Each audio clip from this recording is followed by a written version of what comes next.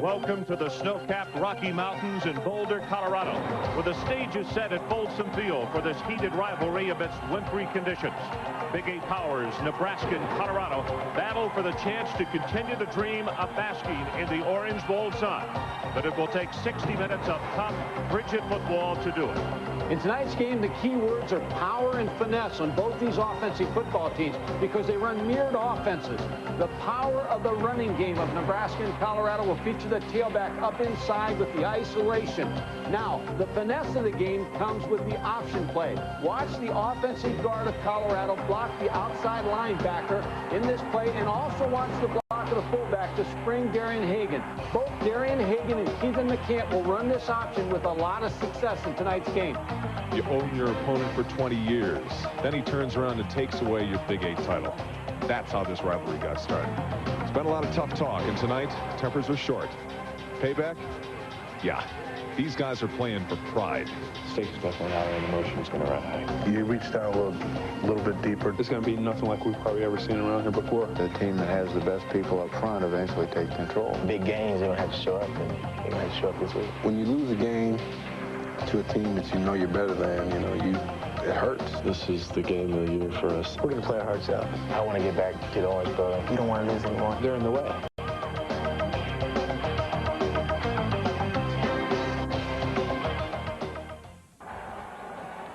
Welcome, everybody, to Folsom Field in Boulder, Colorado. Wish you could be here. Over 50,000 standing, chanting, and bouncing in place. Not only because they are excited about this football game, but to stay warm. And let's go down to the field and get another update on the weather conditions. Here's Adrian Karsten. Well, Ron, moments away from kickoff with 12 degrees. What little wind there is has got it feeling about 8 below down here. The surface, the artificial surface, is frozen rock solid. I mean, it feels like concrete. A little bit of frost is beginning to form now on the surface, but something to keep in mind. The ball will get very, very slippery, just like it does when it rains. So ball control could be a problem. We'll be down here all night long trying to find out how the guys are going to deal with the weather and keep the ball under control. Ron. Well, there you see it. The temperature has dropped 3 degrees since we did that cut-in about 20 minutes ago. It is now 12 and below 0 as far as wind chill factor. The standings in the Big 8 Conference. Nebraska and Colorado tied at the top 3-0. And, of course, overall in the season, Nebraska 6-1 and Colorado is 5-2. Oklahoma 3-1 and Kansas at 2-2. The situation on the field, it was Colorado winning the toss, but they have deferred to the second half. So we will get a look at Tyrone Hughes, who is back in a dual safety, and the Nebraska Cornhuskers will put their offense on the field first. Bill McCartney, Tom Osborne, 2 in a row for Colorado. Nebraska wants that string to stop, and we are underway. It will be Hughes at the 6. Breaks it, still on his feet and out close to the 40-yard line. And now here's a look at the Energizer starting lineup for Nebraska on offense. Number 21, a sophomore looking for 8 straight 100-yard games, is Derek Brown. Probably the deepest position of anybody in the Big 8 Conference at tight end, William Washington or Johnny Mitchell. Both catch the ball well, both block extremely well. And up front, Will Shields, all Big 8 as a sophomore, on his way to garnering those credentials as a junior as well.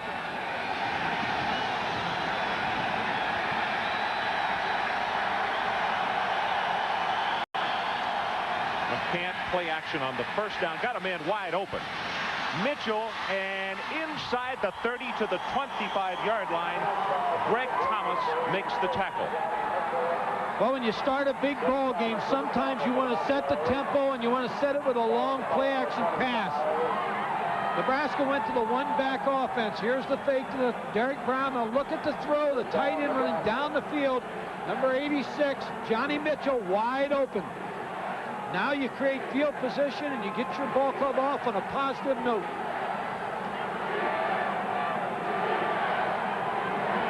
Brown and Lance Lewis are the setbacks. As they use motion, they fake the reverse, and Brown breaks off a tackle, has 5, has 10, and he will score on the second play of the ball game. There is a flag down at the line of scrimmage at the 25.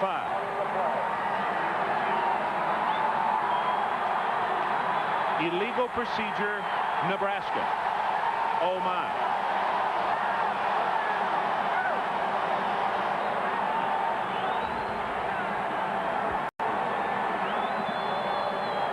Illegal procedure on the offense. 6 men on the line. 5 yards. Repeat, first down.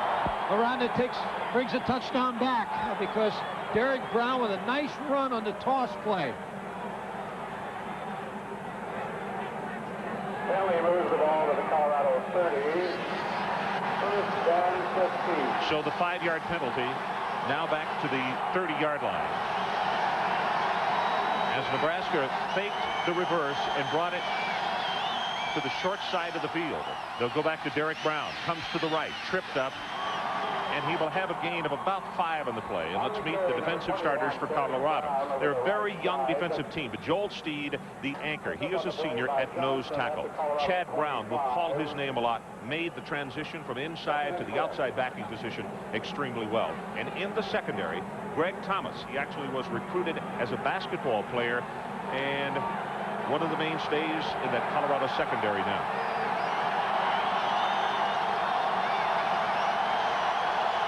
One setback, Derek Brown. Brown hit in the backfield and will be knocked down for a loss as Leonard Renfro, the big sophomore from Detroit, and it will be 3rd down for Nebraska. Ron, it's interesting what Nebraska does with their huddle. Here you see Keelan McCann trying to get a signal from the sideline. You see the huddle is only about 3 yards from the football. Here you go see Derek Brown, the tailback, in the one-back set. Nebraska's showing a lot of formations early in this game, but tried to show 3 wide receivers and yet try to run the football up inside. Nice play by Leonard Renfro, number 99. Lizzie comes in at tight end, as does Johnny Mitchell.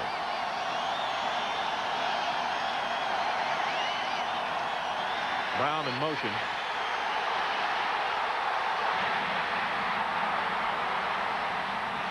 McCann just throws this one away. Leonard Renfro and Joel Steed coming with the pressure. And a flag on the near side of the field. It is a personal foul against Colorado. We were obscured from the flag because the Nebraska bench, and now the officials are over saying move back. I think what happened, Ron, is Chad Brown, number 34, was chasing Keelan McCann and get real close to the sideline here. And I believe the call's going to be because he hit him late after he threw the football. But you're right when you say there's no room on the sideline. The Nebraska players were hugging the line.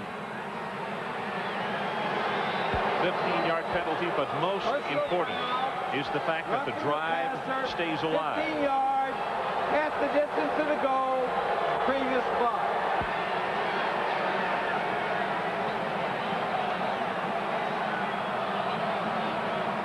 Larry Fisher, out of Tulsa, Oklahoma, tonight's referee. As you look at Keith McCann, senior out of Grand Prairie, Texas, 6'2", 200 pounds, has rushed the ball 79 times for 494 yards. And Bill McCartney is out on the field and wants to know why that this penalty has taken it from what is his argument?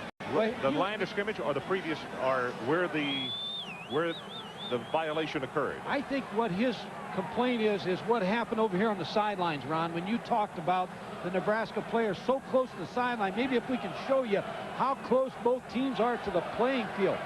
And I think that's what he's complaining about, that his player may have got involved over here with some of the Nebraska players. Here's this, you see it late, the late hit on the quarterback. With the penalty, the new line of scrimmage to 15. It is 1st and 10, Nebraska.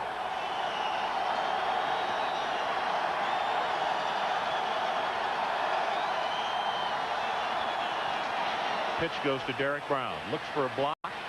Cuts it back against the grain. Caught for the ankles at the 5-yard line. And if Eric Hamilton doesn't grab him, he's cutting back for the touchdown. Well, what Nebraska's doing is going to 2 tight ends. Look at the huddle here. The huddle will take place 3 yards from the football. Now, what Tom Osborne and his staff's trying to do is put you on the defensive on defense because he's trying to get substitutes into the ball game real quick and then come to the line of scrimmage. That's Mike Hankwitz on the sideline, and we'll talk about what he tries to do to defend it. McCartney was on the field once again, hollering something at the official. Derek Brown, delay to the right. That's a good tackle by Beekert, who grabs him around the ankles just as he was starting to make that cut. And Mikey does a great job of misdirection on his own. He takes it, stabs with a step, and comes back against the grain. I'm telling you early here, I'm very impressed with the running back, Derek Brown. You're exactly right. He can make cuts. And even though the field is solid, it's a hard field, he's able to make some real cuts in this first drive. It is third down. The line to make is the 5. Chris Hudson, number 47, is checked in. He's the nickelback for Colorado. The can't pass is dropped. Abdul Mohammed had it in his hands, and the freshman from Compton, California, dropped it at the 5-yard line. Nebraska went to 3 receivers to the left side. You're going to see Keithan McCann on a sprint out, try to get the ball to Abdul Mohammed. And what the 2 outside receivers ran inside routes. Mohammed came on the outside. Keithan McCann knew he threw a pretty good pass there. Felt it should have been completed. So a field goal attempt. Byron Bennett, he's 5 of 9. His longest on the year, 37 yards. This one, an attempt of 27.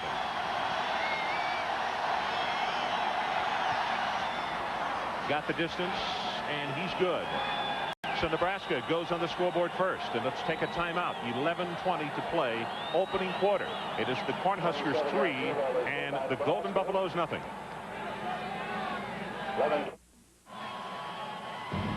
ESPN's presentation of CFA football, Nebraska versus Colorado, is brought to you by your Toyota dealer and their quality line of 1992 cars and trucks. Toyota, I love what you do for me. And by ESPN Home Video, producers and distributors of fantastic football plays. To order, call 1-800-662-1400. Well, the thing to have tonight, the muffler concession, the hot chocolate concession. 3-0. Nebraska goes on top. Short kickoff at the 6-yard line. This is Eric Mitchell. And he is tripped up as he crosses the 20 and is down to the 24-yard line. Let's take a look at the starters on offense for the Colorado Golden Buffaloes. They wanted to redshirt him, but Lamont Warren had to be pressed into service. He already has 5 touchdowns, almost 500 yards. Look for Sean Brown tonight, number 87. The coaching staff with some hints. I think the tight end will be a big part of their offense this evening. And up front, here is the anchor. This is the leader, the father figure, if you will, Jay Lewinberg. Already graduated. He's in law school, or in graduate school, I should say. Wanting to throw on first down. Pass tipped and very nearly intercepted.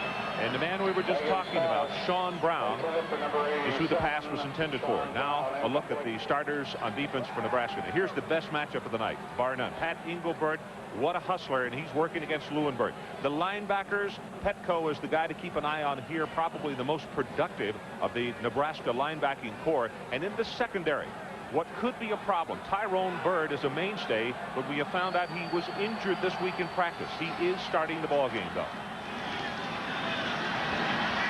Warren goes straight ahead on the 2nd down carry. He'll take it to the 28. And now Colorado scrimmages with a 3rd down and long. What Colorado has to do in this series is to start to develop the option with Darian Hagan. You have to be able to move Darian Hagan around. Colorado does such a great job of using him in a lot of different ways, but the option is where he'll be the most dangerous against Nebraska tonight. 81 is Westbrook. He is to the top of your screen. Hagan drills it, caught over the middle by Brown. And the big tight end will have the first down. In 3 plays, they throw to him twice. And it's just across the 39-yard line, good for 12. Colorado with a play-action pass. They know the linebackers. Watch 48 and 99, Phil, on the fake. And that's what opens up the curl route. Number 87 to Sean Brown. The fake of the run. Both linebackers stepped up inside. That's what cleared it open for the tight end, Sean Brown. Petco and also Anderson, the linebackers that Mike was talking about, closing. So a new set of downs for the Buffaloes. Hagan hit just as the ball is faked, and it's Mike Anderson the sophomore from Grand Island, Nebraska, who came shooting through and nobody touched him. He got behind the guard who had pulled. I just said that the option is something that Colorado really has to start. But watch the left side of the screen. What Nebraska is doing is putting the linebackers right on the guard so they can't pull on that option. When they pulled, that's when the linebacker number 48, Mike Anderson, was able to come in and make the tackle on Darian Hagan. A nice little move defensively by Nebraska. And as you have explained, they have about 6 or 7 different ways to block that option, don't they? They do, and they'll make an adjustment because they have to run the option. Hagan under pressure, gets it away to Brown. Fumbles the football, still loose, and let's see, knocked out of bounds. That'll be Colorado football. Nebraska could not get possession. Curtis Cotton had a shot at it. Hagan's pass to Sean Brown. Wow, I'll tell you, there's a big play. Nebraska got drawn in. Harmer had him covered, and all of a sudden he thought the quarterback was sacked, and he let his man go. Watch it on the replay. You're here. exactly right. Sean Brown. Darian Hagan is so dangerous because he has such good feet. You see him drop back, can't find a receiver, starts to move, and throws the ball on the run to Sean Brown. Now, Sean Brown kept moving down the field because he's very sure that Darian Hagan will get out of that trap. And as you could see with the end of the replay, Nebraska had 4 shots at recovering the football. Straight ahead with the fullback, and a rare carry for James Hill. Very good blocker, but I'll tell you, he also can be devastating as a ball carrier. Very fast for a fullback. He runs under a 4.5. He's a big fullback. He's a tough blocker on the option and runs the ball very well. Jay Lewinberg, the center, number 52, against Pat Engelbert, number 97, the middle guard. That is the key matchup, and Engelbert was able to get penetration on that play to stop the fullback. Engelbert, a senior from Columbus, Nebraska, 6'2", 265 pounds. And that's a matchup we'll watch all night long. I want to watch to see if he continues to wear short sleeves all night. They fake the draw from the backside. Hagan steps up, drills it, has it complete over the middle to Westbrook. And it will be a Colorado first down and a gain of 14. Mike Petco had to make the stop. Same thing we were talking about a little bit ago. The linebackers from Nebraska fill so fast. They brought Michael Westbrook. Colorado brought him in motion. There's the little fake. You see Mike Petco. He's caught up inside, and that's what opens Michael Westbrook out of Chadsey High School in Detroit for a big game. 3 of 4, 46 yards throwing for Hagan. Going to be hit in the backfield, and he will be knocked down. 92, John Perella. And that is an outstanding defensive play, and it appears as though Nebraska has been schooled well on stopping this option early. Nebraska knows they have to stop the option, Ron, if they have any kind of chance to win this football game. You see the guard pull, and here comes Perella from the backside. He was moving down, lined up on the guard, and as soon as the play moved in that direction, he slanted and was able to get penetration. You know how he made the tackle? He grabbed a hold of that pouch that quarterback Hagan has on the front of his jersey to keep his hands warm. Yeah. On 2nd and 13, Hagan rolls the pocket, incomplete. Now there are cold hands. Westbrook had not looked away. He just couldn't hold on to the football. And now it's going to be a 3rd down. And the line to make is the Nebraska 15-yard line. Michael Westbrook is 6'3", 205 pounds, a freshman that they wanted to redshirt this year, but he's such a good athlete. He's out of Detroit, Michigan. His high school coach is Charles Spann. He has sent so many players to college football teams. I used to recruit Chadsey all the time, but Michael Westbrook is an outstanding prospect. Very talented. Bright future, says the coaching staff here at CU. 7:46 left in this opening quarter. Nebraska leads 3-0. Straight ahead with the handoff, breaking it out is Hill, and he will be down to the 10-yard line for the first down.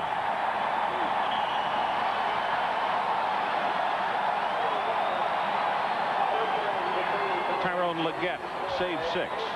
When you're so concerned with Darian Hagan on the option, the first part of the option is the fullback. Here's the give to the fullback, and both linebackers overran the play, and that's why James Hill was able to come backside and make a good gain, and finally tackled by Tyrone Leggett, number 3, the cornerback.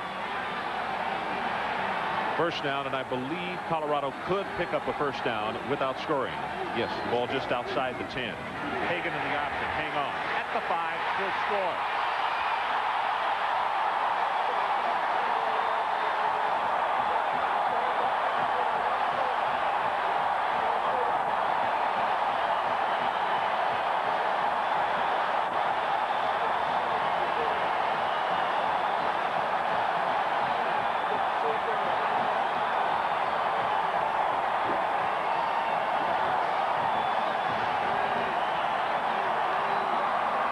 Jim Harper tries to put Colorado up 7-3.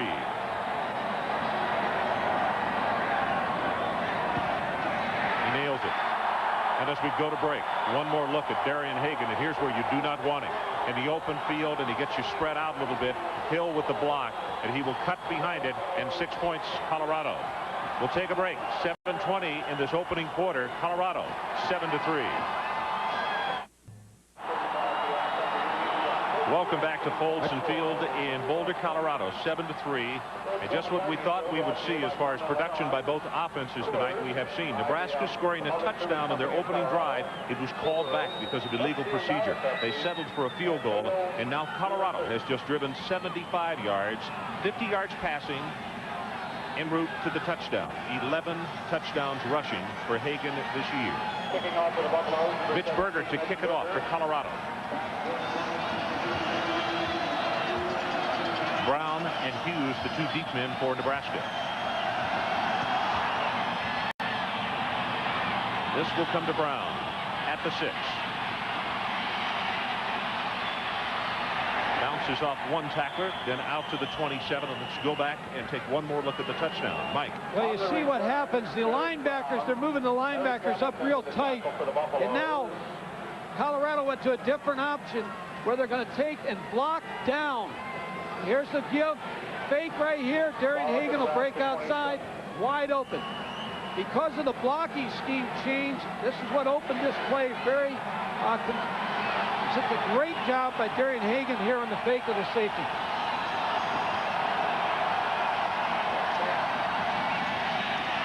Brown straight up the middle. Crosses the 30, and somebody ran completely out of a shoe to help Biekert make the stop. It's Eric Hamilton, and he's having to go back and pick it up. We're happy to report, we're about to tell you that Will Shields, the junior right guard out of Lawton, Oklahoma, had been injured on that last series, but he is back in the ballgame. Number 75, 6'1", 295 pounds. I mentioned that Nebraska is big. The offensive tackles are 305 and 310.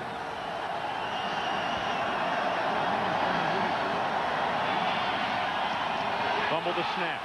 And McCant does the smart thing, and that is just go right down on the football, because Chad Brown, number 34, was not only in the neighborhood, he was about to put it in his hip pocket and head to the sideline. I was talking about the huddle of Nebraska 3 yards behind the line of scrimmage. They change a lot of people. What Colorado will do on the sideline, the coaches upstairs will get word downstairs, and they'll put up a card with a different color to tell them what personnel is in the game so that they can make their call. We'll get a shot of that here in just a moment to let the people see exactly what you're talking about. Third down situation. The line to make is the 37. Pass delivered incomplete, and McCant had a receiver who had broken open over the middle, Tyrone Hughes, and he completely missed him, did not pick him up, and threw a far tougher route. And the first time we will see the punting unit tonight. That was not a good choice on his part. That was good coverage by Colorado. They were man under coverage. It was a passing situation. They weren't concerned about the option. They went to a man under, and they covered it very well.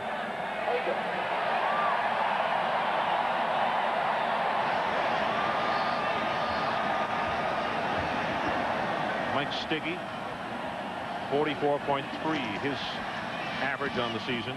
Dandy kick. Darian Hagan signaling for the fair catch, and he makes it back at the 22-yard line. Well, it's time now for a weekly presentation of the Toyota Leadership Award. And tonight's winners are from the University of Nebraska, Pat Engelbert, a senior from Columbus, Nebraska. He's a speaker in the DARE drug program and also a member of the Student Athlete Advisory Board, as well as the American Society of Engineers. And from the University of Colorado, Greg Biekert. He's a junior from Longmont, Colorado. He's a member of the Fellowship of Christian Athletes and a motivational speaker to churches and schools in the community. Toyota is pleased to donate $1,000 to each player's school's general scholarship fund.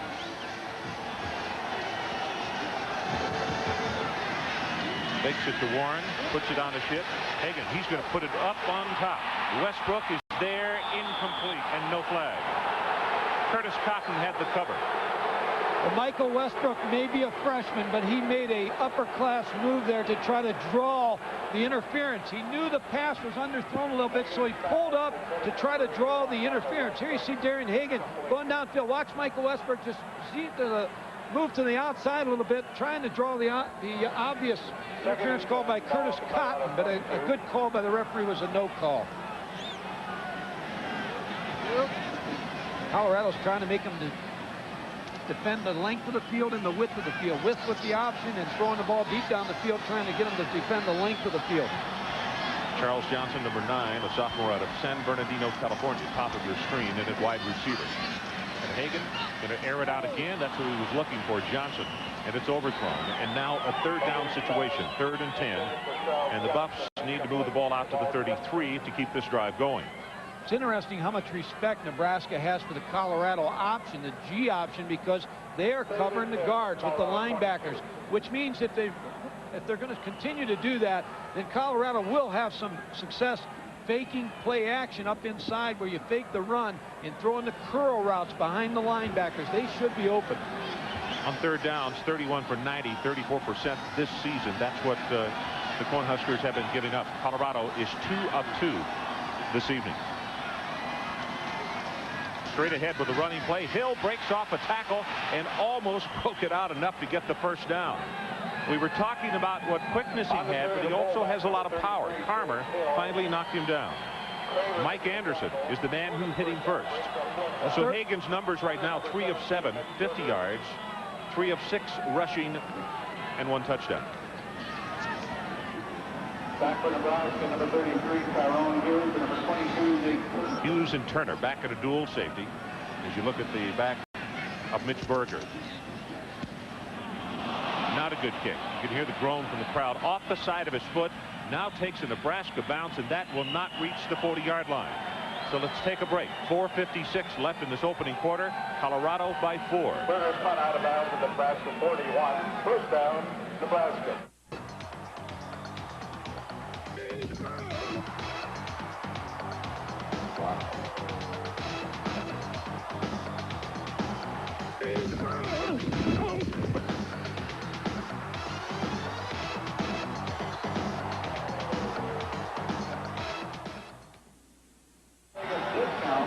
Just under 5 minutes to play in this opening quarter as Nebraska goes on offense for the 3rd time this evening.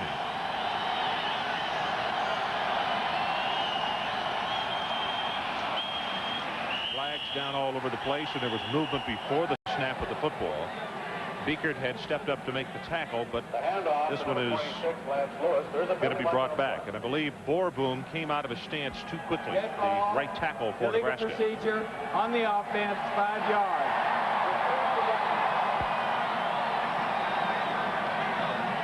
Ron, here's the huddle again in Nebraska. They huddle 3 yards. They want to get the play off with 10 seconds left on the clock, on the play clock, to get it off. Now Colorado on the sideline has a coach with a color code, and he'll hold up a card and he'll show exactly what personnel. So the players for Colorado are looking at the cards to try to determine who's in the game for Nebraska, because they use so many different formations. And now a timeout called by Nebraska, just as they were shifting into a formation that they have not shown tonight. So we'll take a break and we'll come right back to Boulder.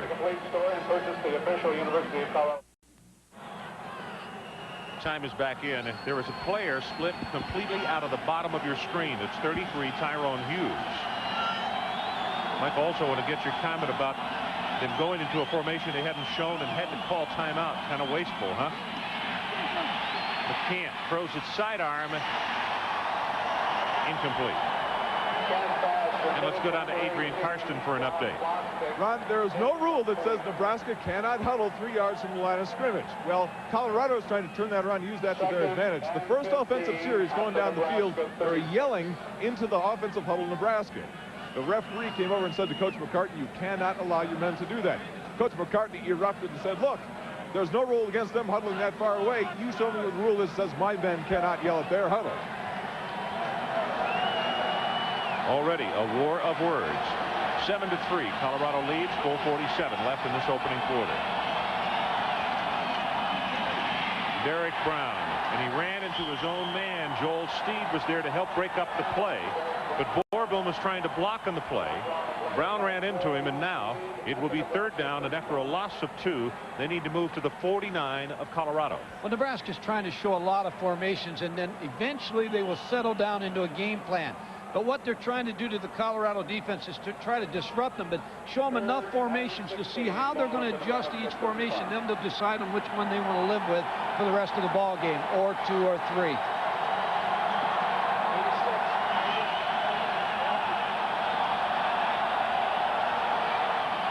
Kent looks over the middle for his big tight end, and he overthrows it. Johnny Mitchell was open. Mitchell has an unbelievable record as far as he only has 28 career catches, but 12 of those have gone for touchdowns. He's from Chicago Simeon High School. He was a runner-up wrestling state champion. Well, for McCant now, he has missed 5 passes in a row. And Nebraska on that series and a part of the series before that has gotten away from the running game a bit. They have to go back to the running game because they have such a good tailback in Derek Brown that he makes you miss, and he's capable of making a big play for you, just like Darian Hagan is on this punt return. Mike Stiggy.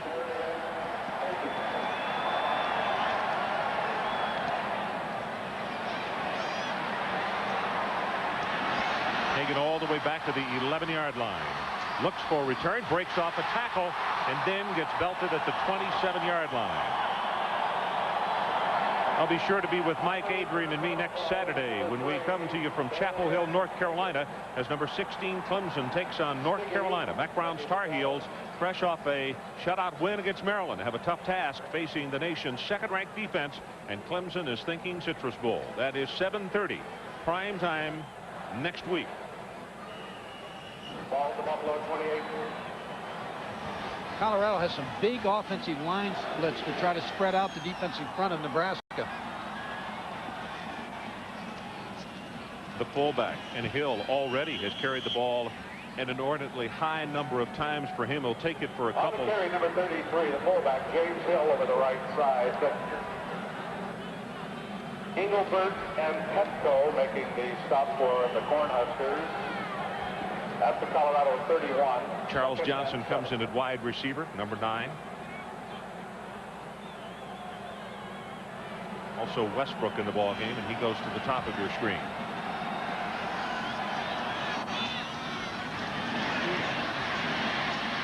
Hagan will hold on to it. He's not going to have the first down. He'll take it to the 36-yard line, and Pat Engelbert is the man who got out there to get him. Also Travis Hill doing a good job defensively. Travis, a junior out of Pearland, Texas. When you run the option like Colorado is doing at this particular time, what you want to do if you're Nebraska is make him string it out before he can make a decision. He really played this one pretty well. Number 97, eventually Pat Engelhart, the middle guard, makes the play. If you can make him string it out that far, you won't give up big plays. Sideline is your ally. 3 tight ends in the ball game for Colorado on the 3rd down and short, and they go with the tailback, and Lamont Warren appears to have the first down. On the carry, number 12, Lamont Warren. Mike Anderson knocked his feet out from under him. It is first down, Colorado. I'll just tell you one thing that I noticed in this first quarter.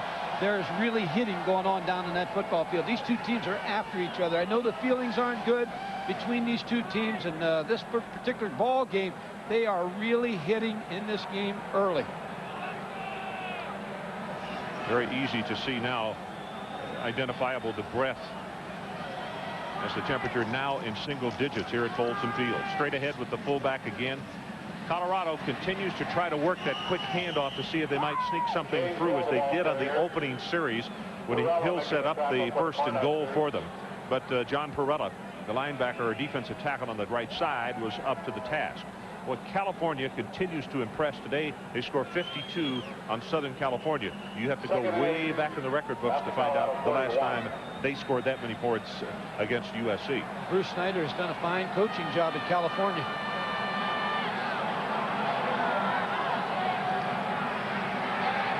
Hagan now under pressure. Caught from behind. He'll be sacked at the 39 by Travis Hill. And that's the 3rd time that he would have been dropped already in this opening quarter behind the line of scrimmage, Mike. Play took too long to develop. It was a play-action pass, but Darian Hagan couldn't pick his receiver out. Now, if you're the defensive coordinator, Charlie McBride of Nebraska, what you want to do is contain Darian Hagan, but also make him throw over people because of his size and his height. You always want somebody in his face to make him throw over to try to get a high trajectory of the football. Colorado may have gotten lucky on the play because you could see one of the linemen reach out and grab Travis Hill by the arm, but he still got away and made the tackle.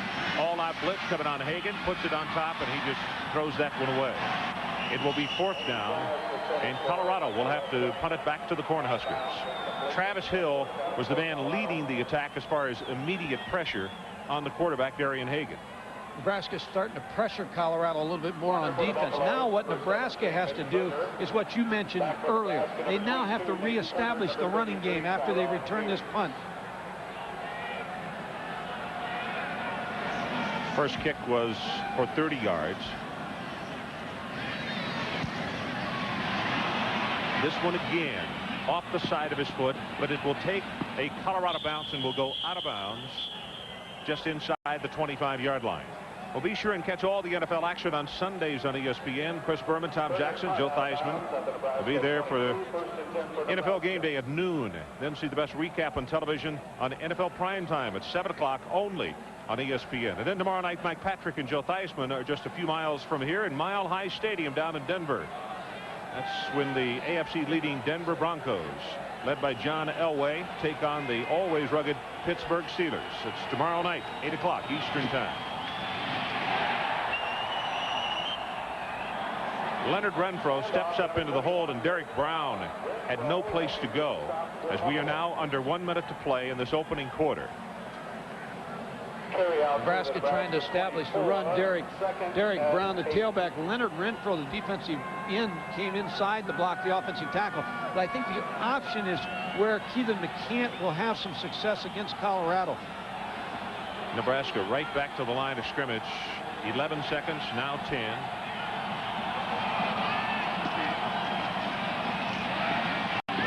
Holds on to the ball, has 3, maybe 4. Chad Brown stayed outside and will knock him out of bounds. And in fact, he knocks him out with 1 second left. So that will not be the final play of this opening quarter.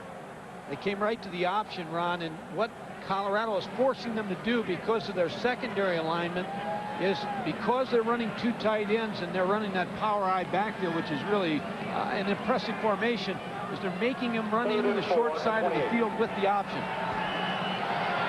3rd down.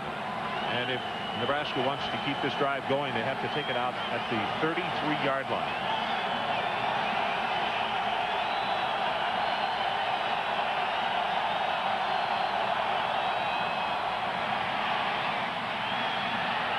Way short. Tyrone Hughes is the man he wanted. And that is the end of the first quarter. Colorado 7, Nebraska 3. Both teams score on their opening drive. We'll be right back.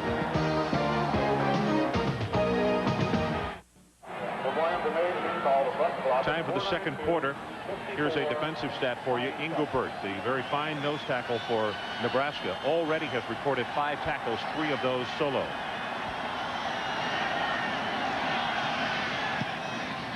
Diggy's kick. Hagan retreats, and this is going to be at the 16-yard line. Well, that sideline is terribly close, and Mike, with the banked snow over there, they're actually losing several more feet, and those players really have no place to go, do they? No, that's the worst feeling when you're a coach and your player, when somebody comes at you, because when you start to move back and you can't get away. I mean, coaches have broken legs over there, players have been hurt. There's just no place to go. Well, the storyline brought to you by the U.S. Army. 52-yard drive and a field goal for Nebraska. That was their first possession of the night. Hagan, 68 total yards, 1 touchdown, and Nebraska 3 sacks. So defensively, they have flushed Hagan out of the pocket several times, and they have caught him 3 times. Counter with the option. Pitches it back to Warren. Turns the corner, and barely does Nebraska get a shoulder pad on him. And that's going to be Tyrone Bird, who helped knock him out of bounds just as he made the turn. Also White. At the Colorado 41. First down, Colorado. Colorado is now using the power I formation a lot more.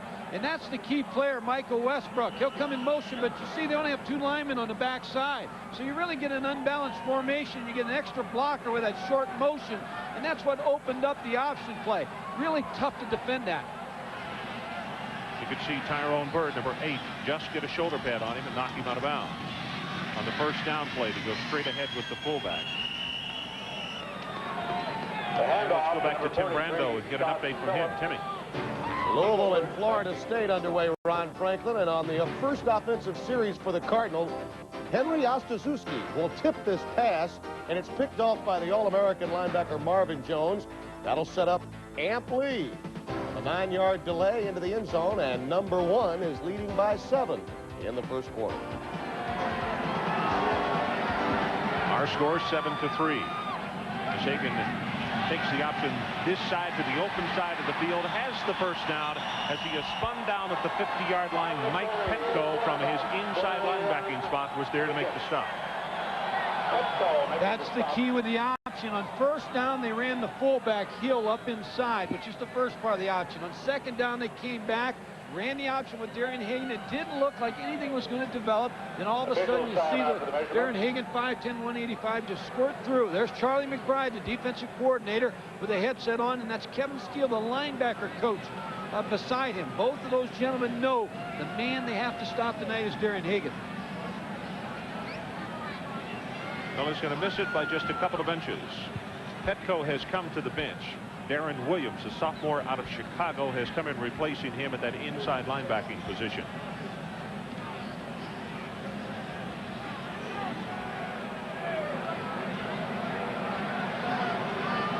7-3 Colorado.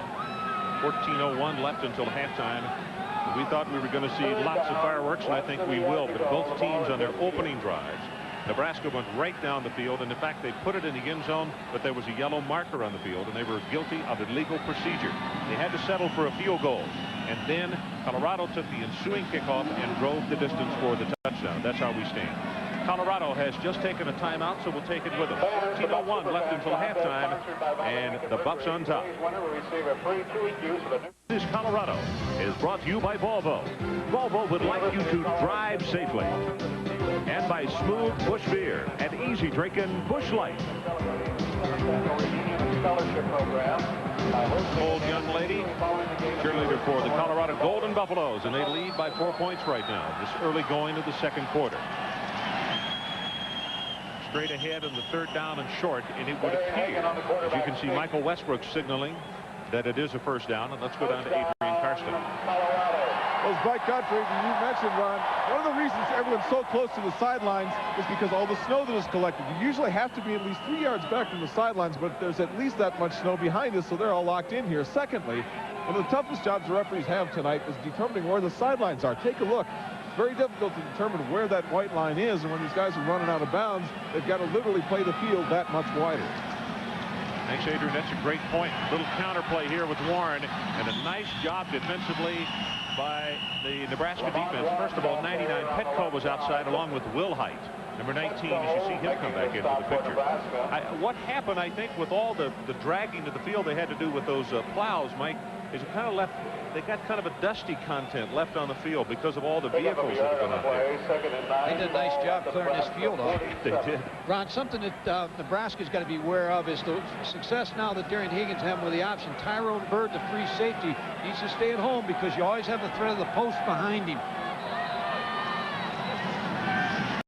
Play action, they set a screen to the left side. Again, it's Warren, breaks off a tackle, and inside the 20-yard line.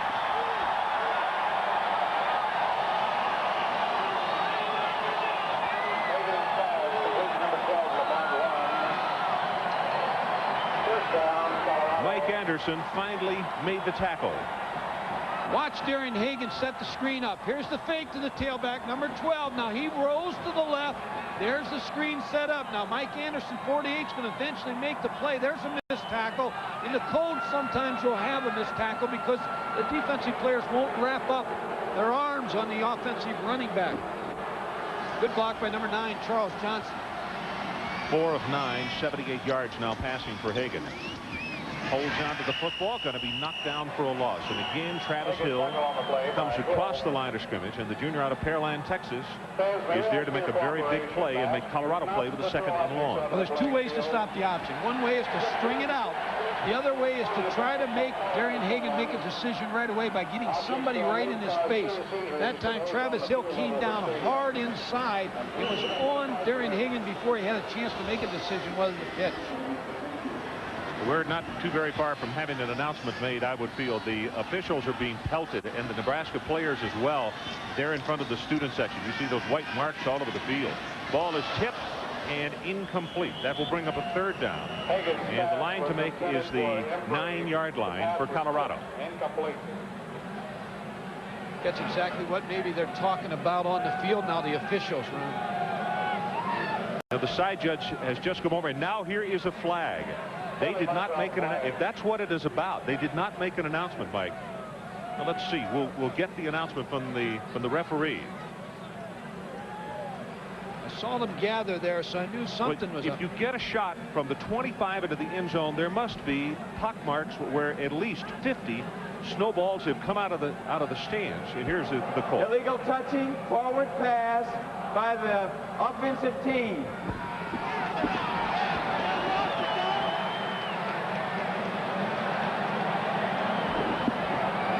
Illegal touching, forward pass, 5-yard penalty, loss of down. He's had somebody downfield, and I think that's the call. Lineman downfield on the last pass. So it wasn't the crowd, but if they keep throwing snowballs, they'll get involved too. Bill McCartney's very upset with the call.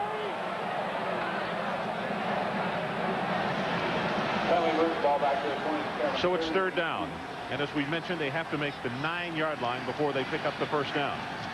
Westbrook comes in motion. Pitch back to the option. Westbrook with the block, and Warren turns the corner, and he slides down at the 19-yard line. Now, if they go for a field goal, this would be about 36 yards.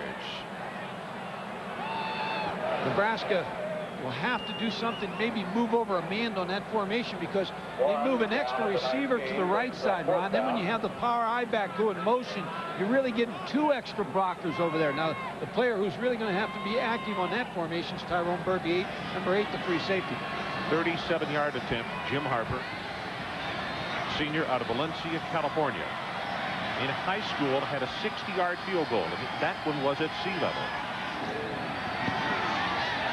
Plenty of distance, but as you can see, the accuracy is not there. Wide to the right. So with 11 minutes and 54 seconds left until halftime, Nebraska stops the Colorado drive and gets another shot on offense. I think Nebraska really just has to settle down on offense. This game is really being played as we're going along right now. Colorado's getting the best of it, but where Nebraska just needs to settle down, get back to the game plan that they started the first series on. The quarterback, Keelan McCann, has to get his feet set when he's throwing. Tom Osborne's his own offensive coordinator. He makes all the offensive calls. I like that.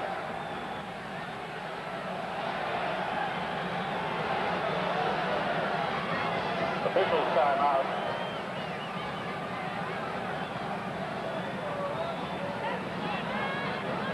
Well, let's see what this is about, Mike. He is going all the way to the other end of the field. We've been having trouble with the play clock, and maybe that is what he's, maybe that's where the box is. You can see all that snow piled up on the sideline. That's what Adrian was alluding to as far as the players having to be forward, and that's where a telephone is, so he's got to talk upstairs and check on the game clock. You were about to say. Well, I was talking about Tom Osborne making his own play calls. You got 2 different extremes tonight. Bill McCartney's turning it over. He oversees it, and he's in on the planning all week, but the calls are being made by Mike Hankwitz, the defensive coordinator, Gary Barnett, the offensive coordinator. Tom Osborne, on the other hand, is making all the offensive calls as a head coach. I've done it both ways, but if I was to ever go back into coaching, I would do it just like Tom Osborne do. Sometimes you can give your football team away by allowing somebody else to make the offensive calls. I like the fact that Tom Osborne's involved. He's involved with his players, and he is a good offensive coach. And so I really admire the fact that he makes every call offensively. Well, next Thursday night, Mike and I will be in Fort Worth, Texas. Texas A&M and TCU, as ESPN continues its coverage of CFA Thursday night games. Number 12 ranked Aggies will travel up to Fort Worth to take on the Horned Frogs. It's cross-state rival action, Texas style, this coming Thursday, right here on ESPN. Jim Wacker and his Horned Frogs, very good football team. And the Aggies know that they have a struggle on their hand at Amon Carter next Thursday. I'm looking forward to that game. That'll be an exciting game. There's TCU 18-10. The game officials have just issued an official. They are now making an announcement. Bill McCartney is out on the field, and they are appealing to the crowd. In fact, McCartney is out there. You can see him. Those are the white spots I'm talking about, and he is asking the crowd, please don't do that. There now must be, in the end zone out to the 25, there must be 100 of those spots, and they get very slick because of the cold temperature. The other thing is they're throwing oranges.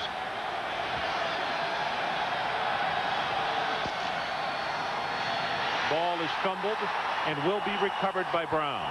And now, Mike, I think with all the standing around that has been going on, the offensive unit has not been on the field.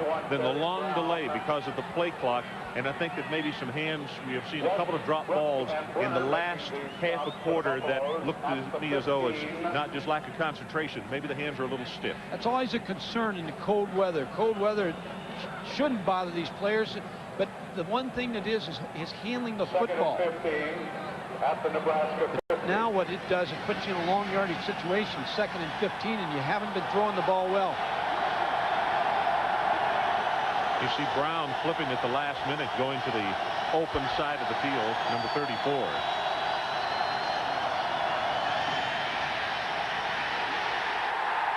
And McCant is sacked by Woolfolk. That's the first time that Colorado has gotten to him tonight. Tried to go to a delayed pass to number 86, Johnny Mitchell. Ron Woolfolk, the defensive outside linebacker, watching. Here comes the fake. There's Woolfolk. He's going to beat the block of the offensive lineman. But you can't really fault the offensive lineman, can you? Because the quarterback ran into him. He still had him in a pocket. Coverage sack again because the coverage was excellent upfield. McCant meets the 30-yard line. Look out, will be sacked by Jeff Brunner, and that is at the 1-yard line. Now, the most important thing is, because of the positioning of that ball, Nebraska's punter will not have a full 15-yard drop. Well, I can tell you right now, Nebraska's going to go after this football because of the long distance for the first down. But here you're going to see Keaton McCann again, and the pressure comes from Jeff Brunner, number 39. But you got Nebraska out of their game right now. Their game is not to come out and throw the football. Their game is to run the option, mix it up, play action, and they need to get back to that, and they will. You see Stiggy looking back. 8 inches behind his left foot there. If he steps back, it is a safety.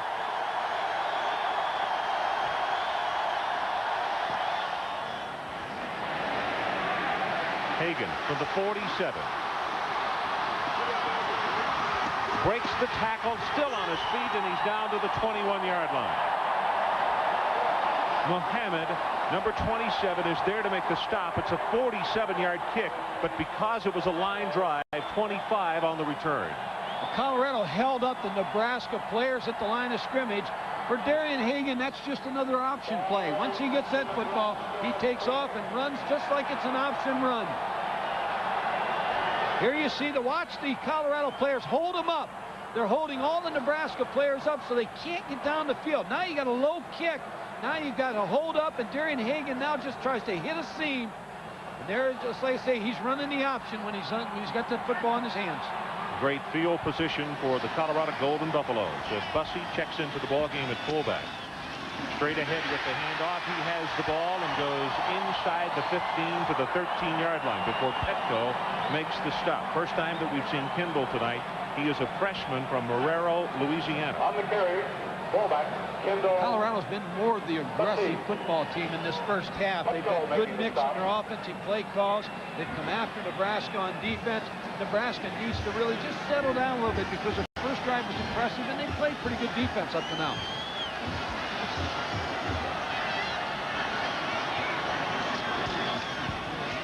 This is Warren.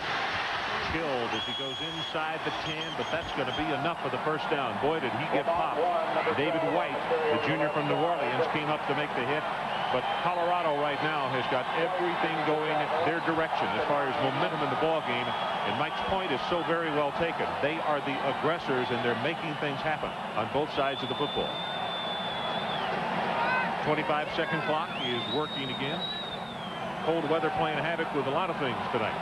Now the option's tough to defend down inside the 9-yard line because you really got to do some things defensively. And here comes the option. Runs it back into the boundary and had no place to go. As Darren Williams, a sophomore from Chicago, and I believe David White is there along with Engelbert to stop him for no gain. And in fact, he might have lost a yard on the play. Pat Engelbert, the nose guard, number 97, slanting to that side. There's the block by 52, Leuenberg. Watch him come off, stay active, and get in on the tackle. So it's going to be a second down. Second and goal for Colorado. They lead it 7-3. We've just gone under 8 minutes to play until halftime. Counter with the option. Pitch back comes to Warren. Gets a block and a good one, but a nice retreat for the linebacker to get outside, and Travis Hill has made 3 outstanding plays on wide option series tonight. Well, I'm going to tell you something. I'd have called 2 option plays too, and I'll tell you, Nebraska knew they were coming too, and they played the option well. That's the same option that they've had success with. Now, if you're Colorado, it's a play action time. There's the rushing yards. 83 for Colorado, -7 for Nebraska. You win this game running the football tonight. Watch the tight end now.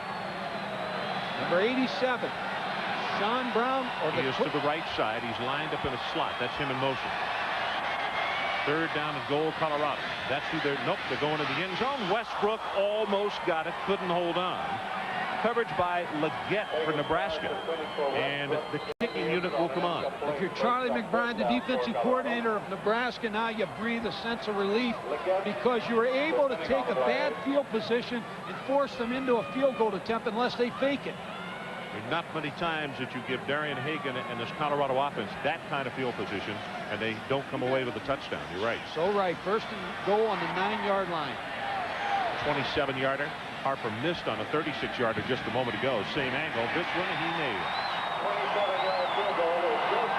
So we'll take a break. 6:54 left until halftime, and our new score, Colorado 10-3. Colorado. So that's coming up next Saturday, and Mike and I will get a chance to go to Blue Heaven and do a little football there. We'll be talking about Dean Smith. Well, I guess we'll talk about Dean, but we'll be talking about Coach Brown and his guys taking on Kenny Hatfield and the Clemson Tigers. That'll be fun up at the ACC. Ron, Nebraska needs to put a drive together and win at halftime 10-10. They need to run the football. When's the last time you've seen a Nebraska team -7 yards rushing this late into the second quarter? You know it, and I am surprised that they haven't tried to run the football more than they have. They will this series. I think you're right. I think we'll see some spin and handoff. Berger's kick. This is going to come down to Hughes. Big opening. And Berger, the kicker, who was one of the safety valves at the 25-yard line, had to make the stop. Also, Chris Hudson. Well, this bears out what Mike's talking about. 8 plays, 52 yards, and a field goal. Then 3 and out and a punt. 3 plays, -7. 3 plays, -18 in punt. They're best when they run the football. They have to get their statistics before halftime, and they have to develop and set up the run to set up the passing game. Their run has to come first.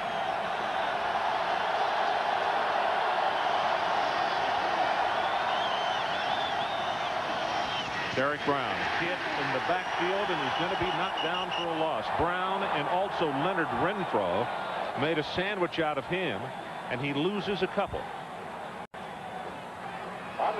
And with that, number 33, Tyrone Hughes, will check back into the lineup. Watch number 99 over here, the defensive tackle. They're going to run the ball to his side. Watch him move late, come inside, now come off the block. Just that little move where he moved inside fooled the blocking assignments of the Nebraska offensive line. That's why he was able to make the play. Play action by McCann. He's going to run it. 35, puts the head down, and he's close to the first down. In fact, where they have marked him, he is going to have it. That is Chad Brown who picks it up. And this is the first down for Nebraska since back in the first quarter. What was the key first down by Keith McCann? He needed to get something going for his offense. He has 6:02 left on the clock to take this team the length of the field and get back in this game 10-10. But I look for him to go back to their power eye offense. Both these teams run the same offense, the power eye, and get back to the option. McCann overseeing the chain gang there, and they say it is a first down. Colorado 10-3 with 6:02 to play in this opening half.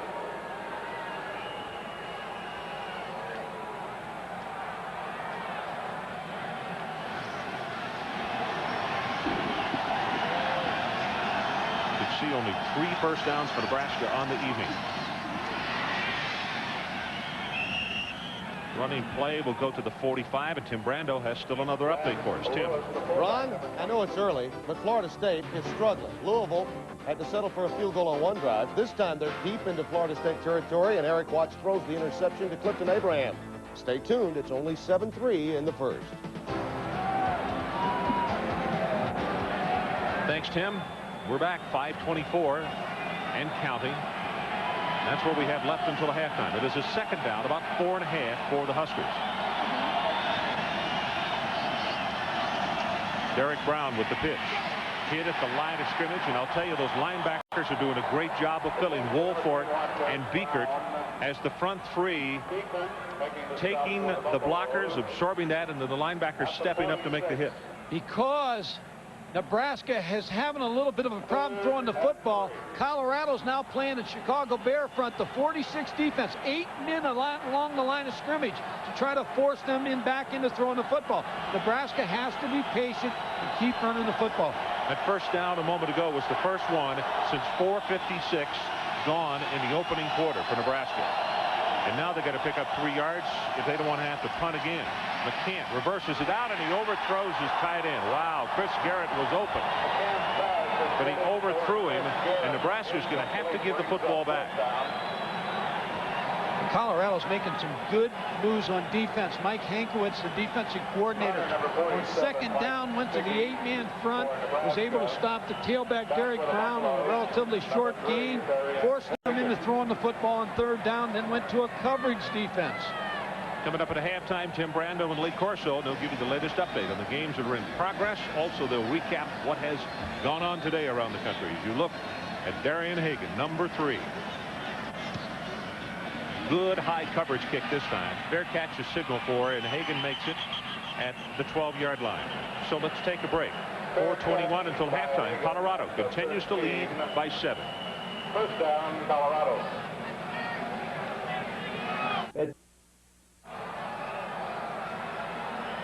Just over 4 minutes left until halftime. And during the timeout, the players really jumping around and running in place to try to stay warm. Colorado takes over with their worst field position in some time, and Warren caught by the ankle, and I'll tell you, if he's not tripped up by Anderson, he might have had another 10 yards. Just a counter play. They brought back, showed action one way, came back, gave the ball to Lamont Warren. He's an impressive freshman, and he's another player that didn't start the season. They started with Kent Cole, number 7, a 6'1", 200-pound tailback. Now they've moved Lamont Warren in at the tailback, and Kent Cole in spring practice would probably be moved to a free safety to get him on the field because he's a good athlete. 465 yards for him on 86 attempts, and he has scored 5 touchdowns. And now a timeout has been called.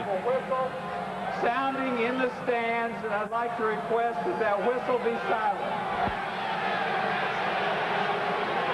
Well, a whistle in the stands. Well, we've got whistles, snowballs, and oranges. And as you could tell, and we say in defense of the officiating crew tonight, you could tell it is so cold he's having trouble talking. He's going to need a flap jacket too, because they're throwing at him.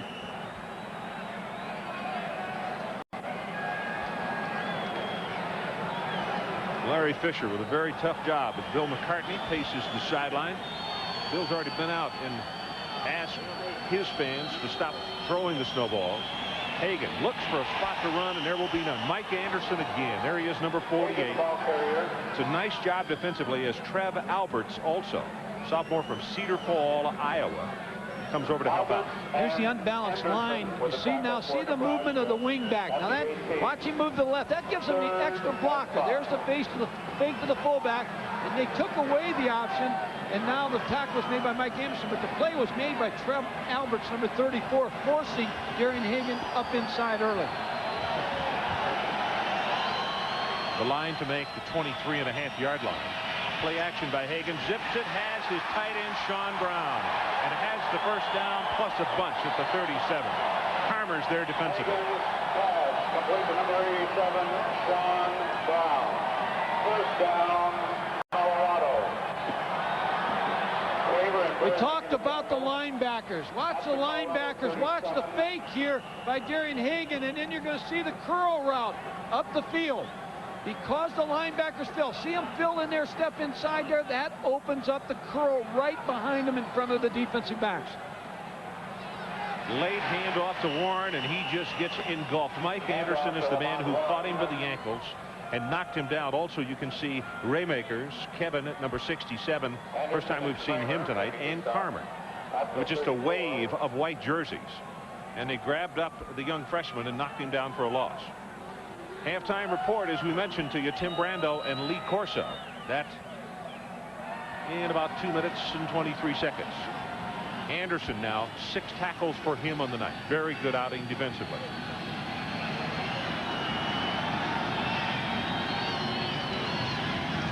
Hagan on the option. Makes the pitch. It's loose. Scramble for it. And Nebraska, nope, Colorado gets the football back. Warren made the recovery, and Carmer had it and lost it. Nebraska may start thinking in terms of using their timeouts. Now, this will be a timeout, a referee's timeout, but they may start to think about using their timeouts to try to get time for a punt or a punt block. Mike, watch Carmer. He's got the football. There it goes on the ground. Watch number 31 come into the picture. But he was stumbling, and Warren did a great job of knocking the ball away from him, and then Warren is down because he was on the football when he got jumped on. Warren stayed after, which was very important, but there's 1:54 left on the clock. Nebraska has 2 timeouts, 3rd and 22 situations. Darian Hagan, he's always going to be a threat with the football. You might possibly see a draw or screen, some type of play here, but if I'm Nebraska now, I want to be I want to be ready to use my 2 timeouts now. I want my offense back on the field before halftime. I want a shot at getting in that end zone. Kent Call, number 7, has reported into the ballgame at tailback, replacing Lamont Warren. Kent, of course, is the youngster that Mike was talking about a while ago, who opened the season at tailback, and I think will be moved into the defensive secondary come next season. 3rd down and 22. Going to go up top. Incomplete. As Rico Smith tried to do a job of slowing down and then speeding up as he watched the ball in. Hagan's pass intended for Rico Smith. Curtis Cotton was covering on the play, and very quickly the punting unit for Colorado was on the field. Curtis Cotton, number 9, was a strong safety, and because they lost so many players last year, they moved him to corner. He's used to playing inside the safety spot, and he's doing a good job at corner, but good coverage on Rico Smith, number 86. It's Mitch Berger. You were looking at Hughes just a moment ago, 33.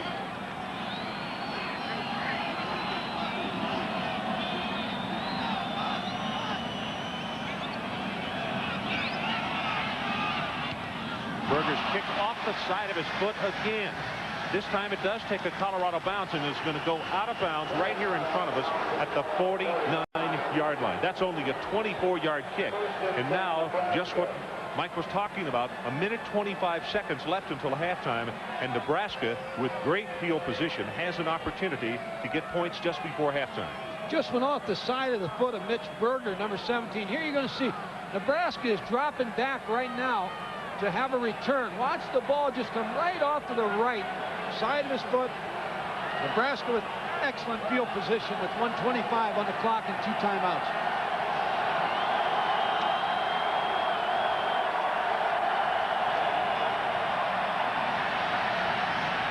Going up on top, has a man. It is caught by Bostic. Touchdown, Nebraska.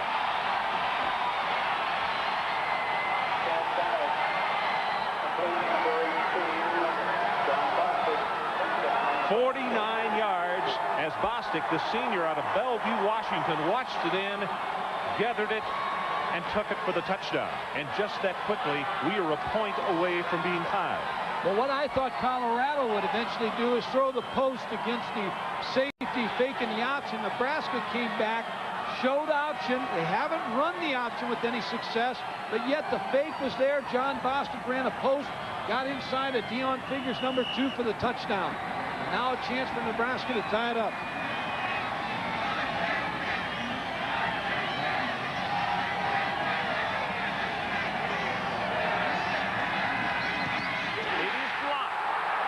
Ball is loose, and that would count for 2 if he could score it. Greg Biekert.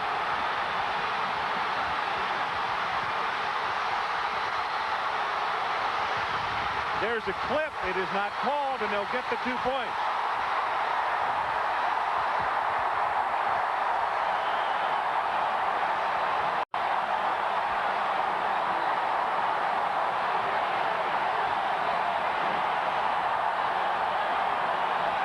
Get a penalty for celebrating in the end zone. All the players Mike, you see them in the end zone. They don't care about that. If you look at the replay again, I believe it is Bruner clearly clips at the 15-yard line, and nobody threw a flag because the official was in a foot race with him. Greg Biekert looked like a fullback, but the player I thought was going to make the tackle was Johnny Mitchell, number 86, but Biekert kept swerving. Here you see the kick. Usually the block comes inside. There's the block inside. Bruner. That's Bruner. Okay, now Biekert, it bounces right to him. Now watch, he's smart. Now here comes 86 chasing him, Johnny Mitchell. But watch him start to move around and change directions. And with the field the way it is, there comes a block. Now he keeps changing directions. He'll cut back to the left again. That's a block by Deon Figures. And he just keeps cutting.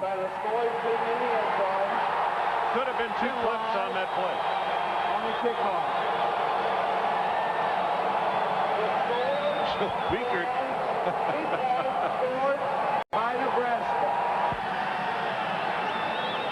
Nebraska will kick off. Talk about big plays in the game. Here it is again. Watch Biekert. He knows he has the tight end Johnny Mitchell right on his back. Here's a cut. There's a missed tackle. Watch him swerve to the left. There's a block by Figures. There's the one I thought was the most obvious, or the one that probably should have been flagged. So it's 85 yards and the 2-point when the rule came in 2 years ago. So our new score is now 12-9. Well, you talk about lightning hitting, but both these teams have been around close ball games in the last couple of years. So even though Nebraska doesn't win 10-10, I really believe they gained a lot in this last series of plays. They got some confidence in their offense with the big pass play. So Nebraska is euphoric one moment, and then Colorado gets a chance to celebrate the next because of the blocked extra point by Bruner. Biekert takes it the distance at a 12-9 ball game. I'll tell you something I might do if I'm Tom Osborne right now. I'm kicking from the 50-yard line. I'll either do one of 2 things. Pooch it high and try to get coverage down and recover it, or even onside kick right now. With 1:17 left in the clock, it might be worth a gamble. Watch out! Let's see what Bennett does. He was only 3 yards from the football. To take the short approach.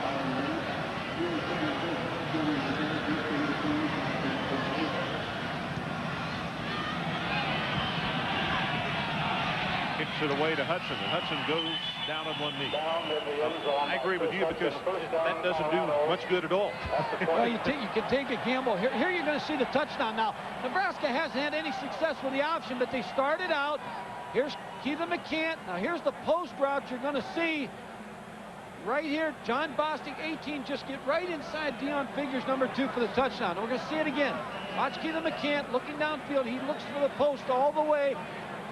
There's the coverage. There's the catch over shoulder by number 18, John Bostic, for the touchdown. And I really believe that's a play that will help the offense of Nebraska when they go in at halftime and start talking about changes they need to make in the second half.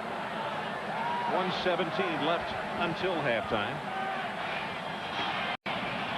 Kent Call taking the ball straight ahead. It's Mike Petco who is holding on to him. Warren, we reported to you, came down on the football, and Call is still in the ballgame. I have to wonder if he's still shaking or if they're just going to let him get a breather until halftime. Right, I think it's important. The team that's going to win this football game is going to win it. Of course, no, if you don't have any turnovers or big plays like that, but the team that can rush the football and set up his passing game. Colorado did it in the first half, but still only has a 3-point lead. Nebraska's playing well on defense, just has to establish their running game.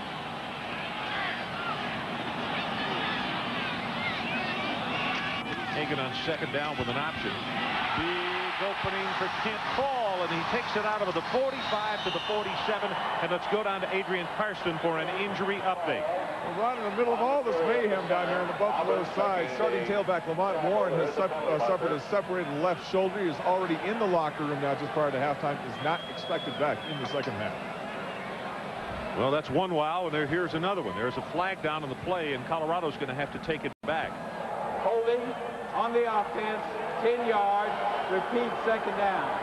So Warren finishes the night with 32 yards, and that's a big blow to Colorado. It's a big loss to him, but they do have a tailback that started early in the year, Kent Call, number 7, who's experienced. What really hurts them is that they were out to the 50-yard line, which would have given them a chance with 29 seconds and 2 timeouts to use this 2-minute drill. They scored 21 of 27 times, but now if I'm Bill McCartney, I'm killing this clock with 23 seconds. Kelly moves the ball to 17, second and 15.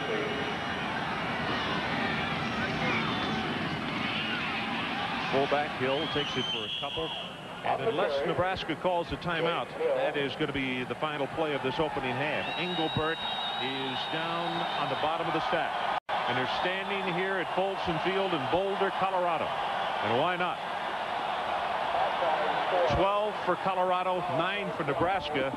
And as we head to halftime, some of the excitement that we have experienced here at Folsom Field.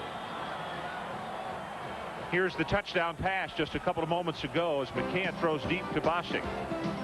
Good coverage by the defense, but Bostic is there on a perfect throw. Goes in for the touchdown. But then the blocking of the extra point attempt, Beaker takes it for 2. We are at halftime.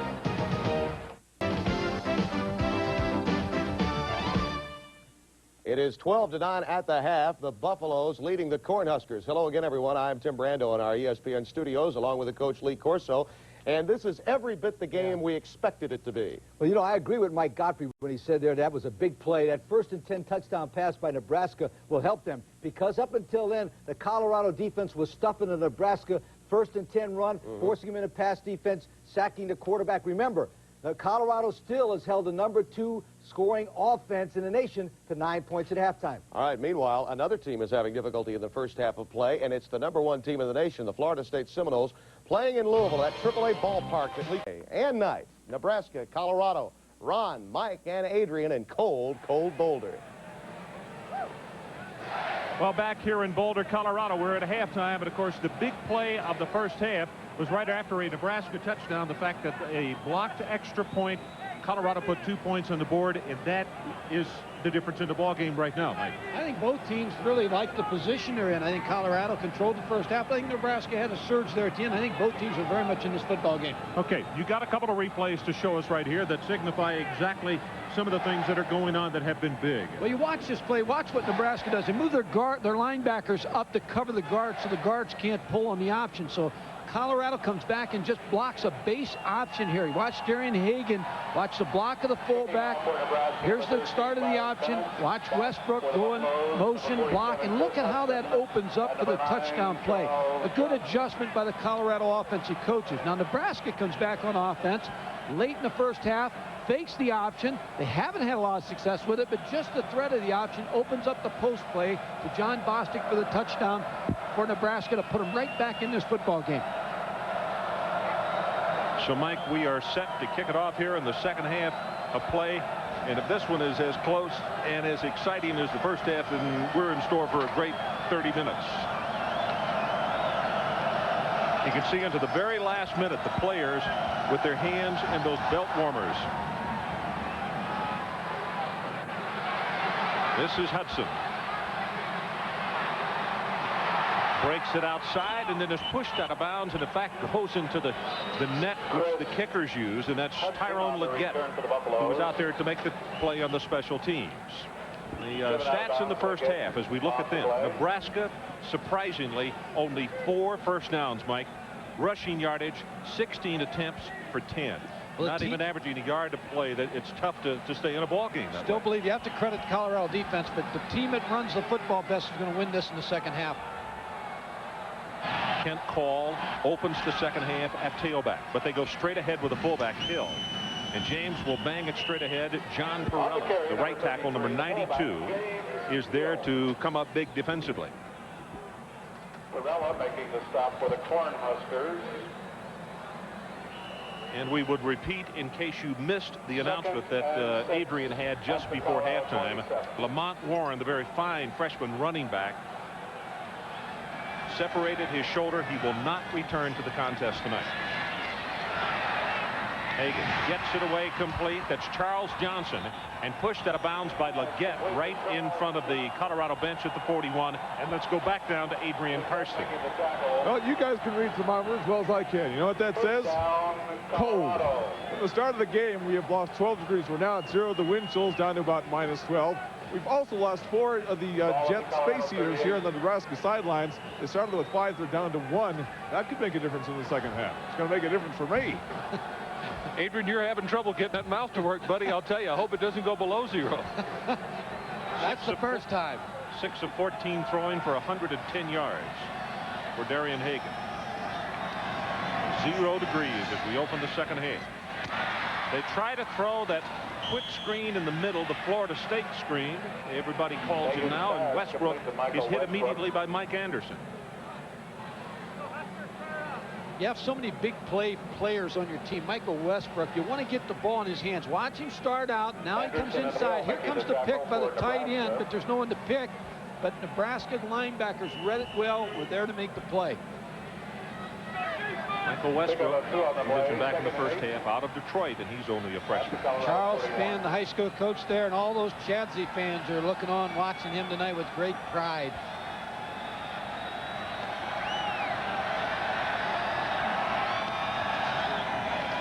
Well, a little delay and a counter, and this is Westbrook. They try to get the football to him again, and it doesn't work because Travis Hill is there to make the play. Also, David White, number 96, will get off the pile for Nebraska. Both offenses are having a little trouble since the opening drives, but you really have to credit the defenses. David White, number 96, with a fine play there, the 6'2", 240-pound junior. What the defenses are doing is making the offenses work, making them gain the yardage in little chunks rather than try to give them a big play. 2 tight end alignment for Colorado on the 3rd down. And the line to make is the 49. Hagan zips it, has it complete in Nebraska territory. Rico Smith at the 42-yard line. Now that one, Darian Hagan really put some zip on.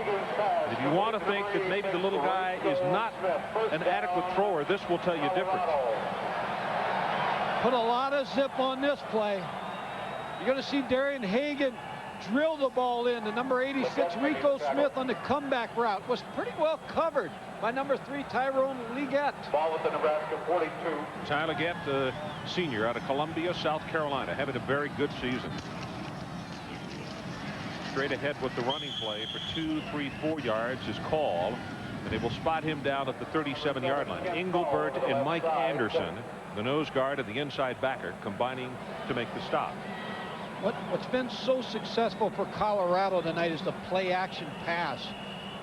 The fooling of the linebackers. Linebackers are so conscious of the run and the strong power game that Colorado has is that they really have to defend that, and they get themselves out of position a little.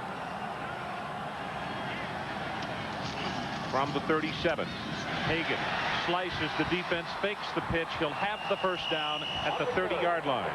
Curtis Cotton had to make the defensive stop. When you run the option, you assign players to all parts of the option. You assign the linebackers. Watch Mike Petco, number 99. He skates down. He checks the dive. Now he works out to the quarterback, and then he works his way into the play. But the linebackers and the free safety from the secondary will come out check the fullback to the quarterback to the pitch and try to be a force player from the secondary.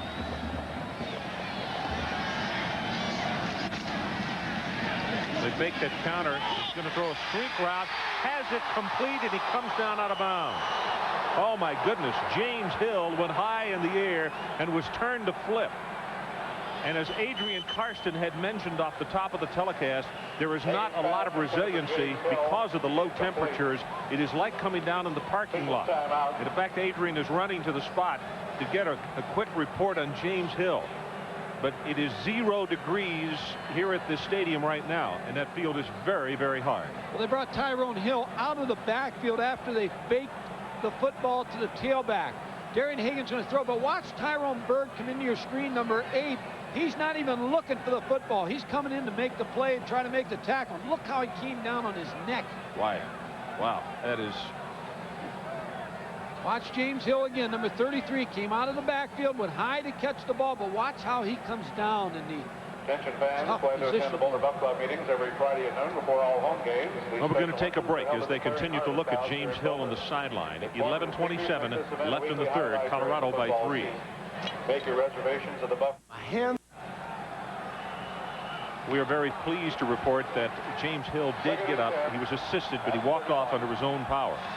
He's the leading ball carrier for Colorado tonight, 7 carries for 37. Hagan receives the pressure, and that ball could have been intercepted. Petco came from nowhere, and I think surprised Hagan with his lateral pursuit. How quick he got there. Well, when the fullback was hurt, James Hill, and he's been so much of the offense, they brought a new fullback, Scott Phillips, into the game. Felt like it was going to be Darian Hagan on a play-action pass. Mike Petco, number 99, who moves to the strong side, was on a stunt on the outside and just made Darian Hagan again throw the ball badly. Texas A&M continues to roll down in the Southwest Conference with a win over Rice. We'll see the Aggies this coming Thursday evening down in Fort Worth against Jim Wacker's TCU Horned Frogs. All-out blitz is on. Hagan will be caught. That's John Perella, the first man to get there, and the 4th sack by Nebraska tonight. How big is that on the third down? That's a big sack because it took him out of field goal range. And Darian Hagan, the experienced quarterback that he is, was looking for a way to get rid of it. But watch the linebackers come. Here comes the linebacker, number 32, Ed Stewart, on a blitz. Now they've got him trapped. Number 92, John Perella, makes the tackle, but a big play for the Nebraska defense because it takes him out of field goal range. So that means that Mitch Berger will have to punt. And John Bostic, who caught that 49-yard touchdown pass a moment ago, is the deep safety for Nebraska. He signals for the fair catch and makes it at the 14. Fair catch by Bostic at the 14. First down, Nebraska. Tim Brando, let's go back to you for still another update. All right, we're going to show you Eric Watts with still another touchdown for Louisville. This one's 45 yards to Randy Wyatt. But then Brad Johnson would come back, filling in for the injured Casey Weldon. He will go to William Floyd, 5 yards to strike, 27-9, Florida State. Thanks, Tim. 10:37 left in this third quarter. Nebraska has not had good field position throughout this football game. Derek Brown hit at the line of scrimmage. Ted Johnson, a freshman from Vista, California, and Chad Brown combining in the stop. And let's go down to Adrian Karsten and get an update from him. Adrian. Ron, it was the way the starting fullback, James Hill rather, came down on his head. We had the wind knocked out of him, and he's now, as I am told by the training staff here, has bruised ribs. We're going to try and bring him back by the end of the start of the fourth quarter. Okay, Adrian, thank you. James Hill shaken up just a couple of moments ago, and it was not a really pretty sight to watch that slow motion replay of the way his body came down head first on the turf. We're just glad that that's all that is wrong with him. It certainly looked worse than that the first time we looked at the replay. McCann throws to his number 2 receiver, and this is Chris Garrett, and he will have the Nebraska first down at the 29. His first receiver, I believe, was Mitchell. He wanted him over the middle. Good coverage by Colorado, and he picked up his secondary man, Garrett. Well, you talked about John Mitchell having 28 career catches, 12 for touchdown. He's a big play receiver, but Colorado knows that also. Watch the play fake here. There's the fake to the tailback. Chris Garrett, number 80, is going to be on a crossing route, makes the catch, picks up good yardage. Good pass from McCann. Maybe give him a little confidence.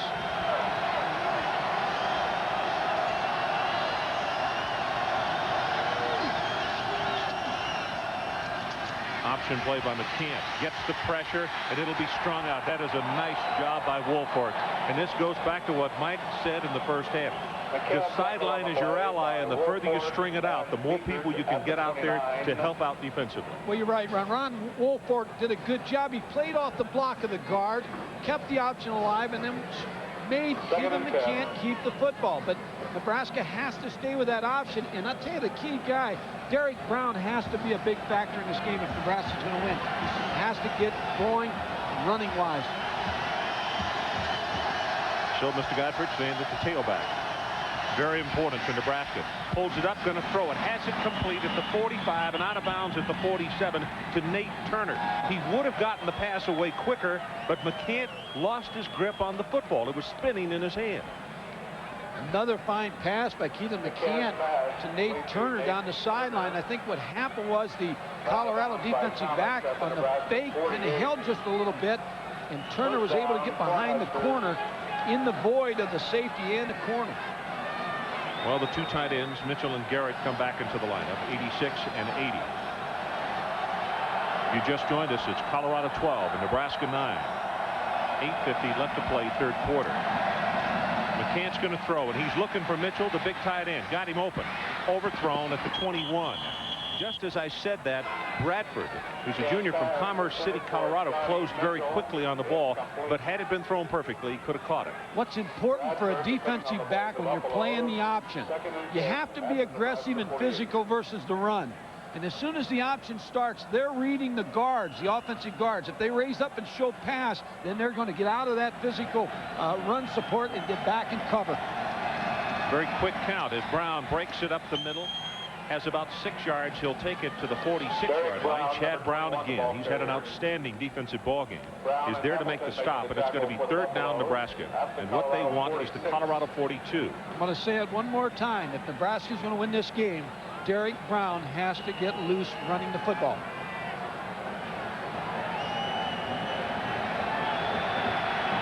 Brown, 12 carries for 11 yards. Officially. Still not a yard to carry yet. That's because of some big losses in the first half.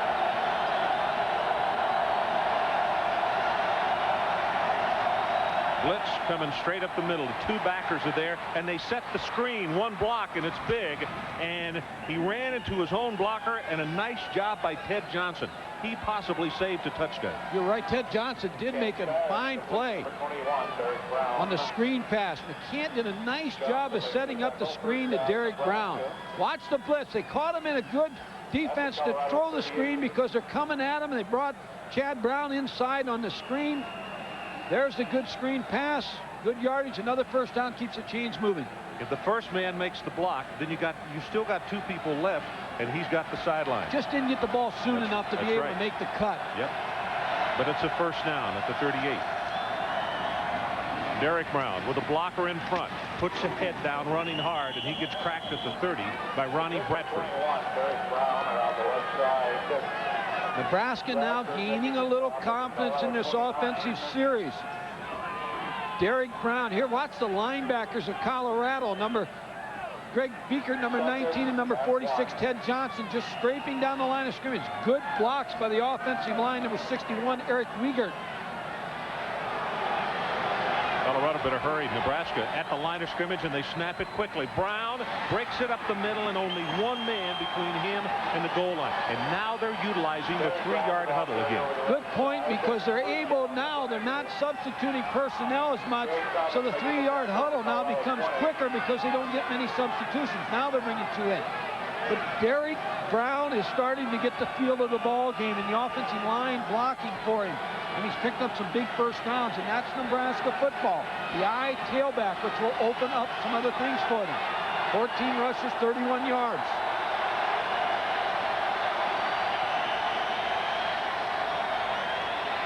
They're going to run the reverse, and a stay-at-home job by Chad Brown. Oh, what a defensive play. They'll show that one again and again, and then Brad will ask him to show it again. It's not a bad call by Tom Osborne because it'll slow down the pursuit. But when I saw the play develop, the one thing that hit me right away that I was thinking about is the fact that both these teams run the same offense, same defense, so they really play against the same offense and defense in the spring and the early fall camp. And Chad Brown probably seen that his own offense run that against him, stayed home. 10 plays, 64 yards. Drive started back at the 14-yard line. Colorado's just brought in the extra defensive back, Chris Hudson, number 47. Pass is incomplete. Nate Turner at first appeared as though he only put out one hand to catch it. Threw the ball well. I thought Keithan McCann threw the ball on the money, but Nate Turner only got his left hand out to try to control the football. Now, Ron, is 3rd and 11, the ball on the 21-yard line. I would try to get the ball again to Derek Brown, either with some kind of rollout pass or a run. I know that I stay in field goal position here. I can tie the game with a field goal.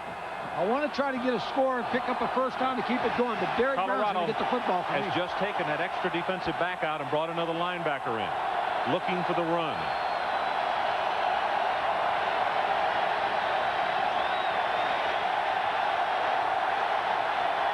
Clock is down to 2, down to 1, gets it snapped in time, and it's Brown right up the middle, bounces off a tackler, and he will be at the 17-yard line. Not nearly enough for the first down, but they kept it on the ground to try to kick the field goal and send us into a tie situation. Chad Brown is down at the bottom of the pile. Greg Beaker, number 19, made the tackle. Derek Brown again starting to heat up, but they put themselves in a position to tie this game. Well, Derek Brown, we reported just a moment ago, had 11 yards. He's trying to keep the string alive of 100-yard games. As the field goal attempt is coming, this time from the 25, it's a 35-yard attempt.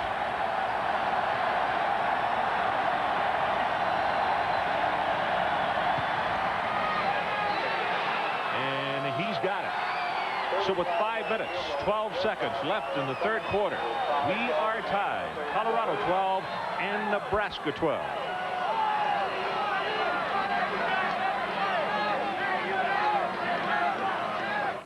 Of CFA football, Nebraska versus Colorado, is brought to you by Chevy Trucks, the trucks you can depend on, the trucks that last.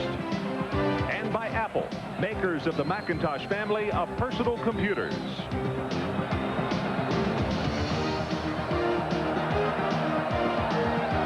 Back to a very cold Boulder, Colorado, as we are now below 0. Kick is coming down to Charles Johnson at the 5. Has an opening, brings it out to the 32-yard line, and let's take a look at that scoring drive. Very impressive as far as distance and also time taken off the clock. 13 plays, 69 yards, 5 minutes and 25 seconds. And Byron Bennett with the 35-yard field goal. The things that were good for Colorado on that opening drive in the first half is the curl routes and the option. Look who's back in the ballgame. Lamont Warren, and we were told he probably wouldn't play in the second half. They need him back in the football game. Warren crosses the 35 and is banged down hard by Petco at the 36. The pitch out to number 12, Lamont Warren. Also, James Hill is back in the ballgame. So the 2 injured running backs, Hill, who had the bruised ribs, and Lamont Warren, who had what we were first told they thought was a separated shoulder. Undoubtedly, they braced it or taped it up. Good news for Colorado. Watch the post pattern behind the free safety off of the option.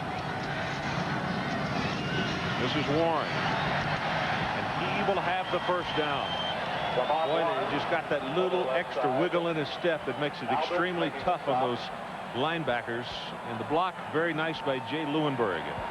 Watch Jay Lewinberg against Pat Engelbert, number 97, a battle, and then the linebacker, the offensive guards coming off Clint Moore, number 66, a freshman, 6'4", 285 with a good block.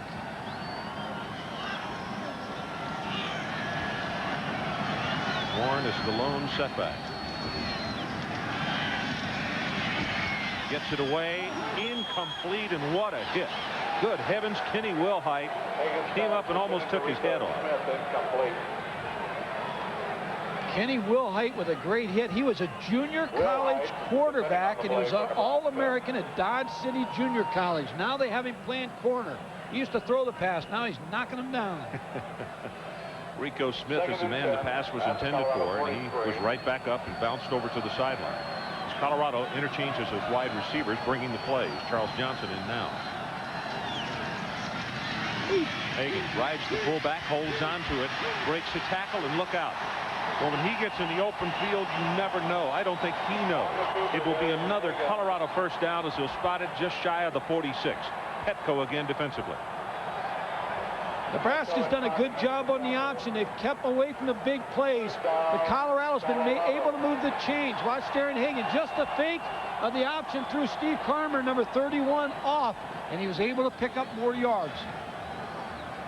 I'm sure when he gets in the open field, that Coach Osborne and his defensive staff probably would rather see him throwing the football than doing that. Oh, he's such a threat every time his hands are on that football. On first down, they go with Warren. Sidesteps one tackler, and then will pick up a couple of very tough ones as Nebraska is led by Darren Williams defensively at the 44. It'll bring up a second down at about 8. That was Pat Engelbert in the backfield again. What he's doing is slanting and moving all the time on Jay Leuenberg, and he's trying to pick a side and slanting and able to get up the field. Almost made the play in the backfield. You could see Bill McCartney walking up the sideline who he was talking to. He was not trying to talk to our camera. Gary Barnett was standing just inside there, and Barney is the offensive coordinator. That's who he was conversing with. You see the block on the backer coming across, and Hagan turns the corner. 35 at the 30, and it's bounced out of bounds hard at the 28. Kenny Wilhite with the hit. Well, it's the option play again by Darren Hagan. Want to go to the left side. Now watch. Here goes the extra blocker, Westbrook. There's the fake to the fullback. Now watch. It looks like they have him defended pretty well, but you have to keep somebody on the pitch. There's the linebacker that just misses the tackle. Number 98, Darren Williams, and a big game for Darren Hagan. 3:07 left in the third quarter, tied at 12.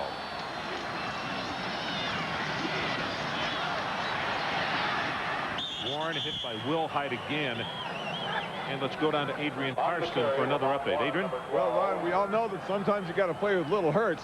Little hurts. Lamont Warren is actually playing with a shoulder that's still separated, as I'm told by the Buffalo's orthopedic surgeon. They never put it back in the socket, for crying out loud. He's got a plaster piece on his shoulder. James Hill is out there playing with bruised ribs. You're playing for the Big 8 title. You got to play with little hurts.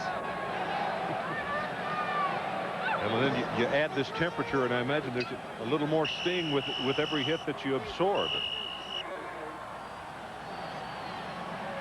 It's been a good drive by Colorado trying to answer the field goal that Nebraska hit to tie 12-12, but the option has been the key play. Well, they whistled it back in after the 25-second clock. It came all the way down, so Colorado does not have to be in a hurry because they got a fresh 25 seconds. Nebraska coming with a blitz in the middle. Hagan throws it complete to Sean Brown, and the senior from Granada Hills, California, goes parallel to the ground to bring it in. And there's a flag down back at the 30, and that's going to be personal foul, Nebraska, roughing the passer.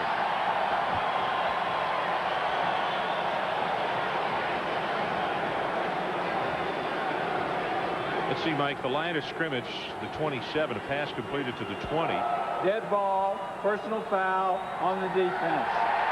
So it is tacked on at the end. That's going to be a 22-yard play. Man coverage. They caught him in a blitz. Number 8, Tyrone Bird, had the tight end, Sean Brown, number 87. Just gave him too much room. Here's the pressure on Darren Hagan, and here's the late hit by number 32, Ed Stewart.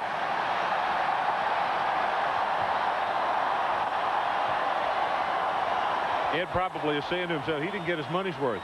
I tell you, officials want to protect those quarterbacks. So when it was a late hit, the ball was going already. No doubt about that. Nebraska defense really has to stiffen now against the tough Colorado offense. This has been a drive that's been very impressive. Well, Nebraska with a long drive a moment ago, and now Colorado with one of their own. Warren. Inside the 5 to the 4-yard line. He took a pretty good shot on his shoulder. And he's still right back up and heading to the huddle. Nebraska's bringing in extra defensive linemen to try to get them help on the inside run. And a goal line defense.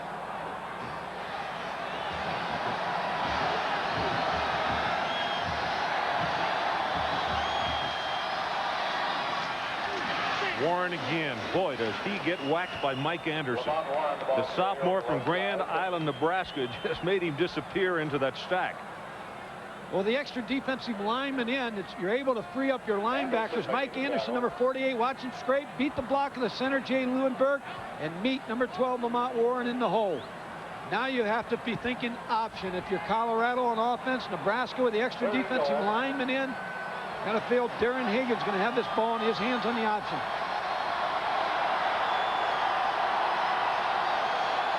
Anderson, 10 tackles now, 6 of those solo. Hagan with the option, turns it upfield, and he scores.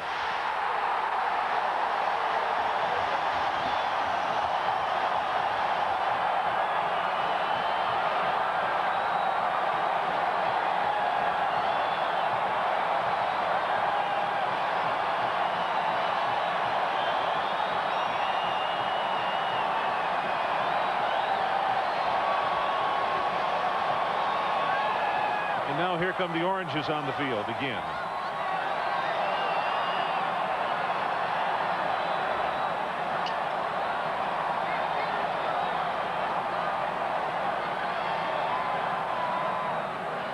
Jim Harper splits it. And as we head to commercial, with 27 seconds left in the third quarter, let's take one more look at Darian Hagan, who puts his ball club on top by a count of 19 to 12. Hagan hit, and with the second effort, he's in.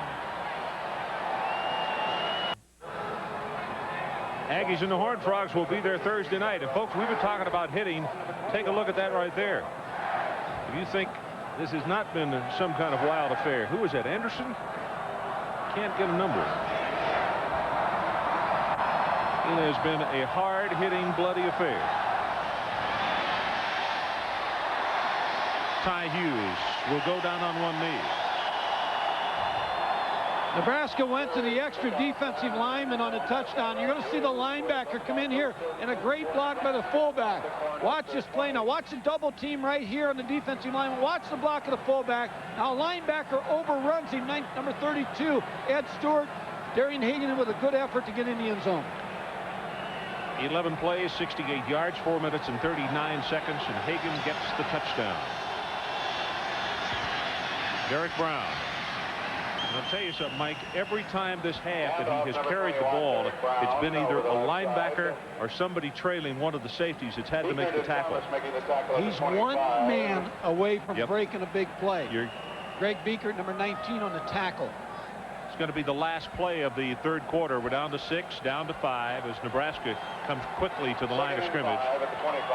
Not going to get it off. That's it. The final play of the third quarter. So it is time to take a break.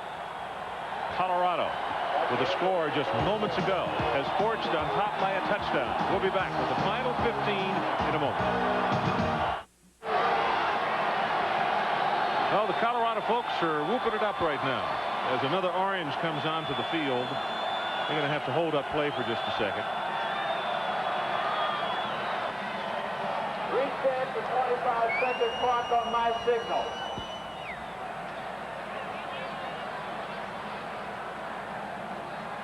Well, Mike, the fourth quarter has been huge in this series. Last year was what a metamorphosis.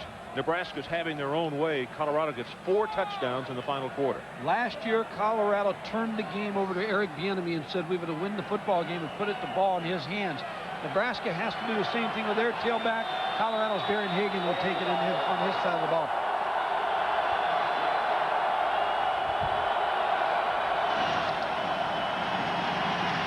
Derek Brown comes out of the backside of that stack. Brian Diet comes up to make the stop. He's a sophomore from Arvada, Colorado, just right down the road from us here.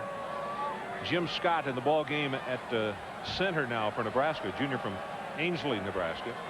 Both these teams lost a lot of good performers last year that are now playing in the NFL. And the Colorado defense hasn't missed a beat. They lost some good players, but the young players are playing well for Bill McCartney and Mike Hankwitz, the defensive coordinator.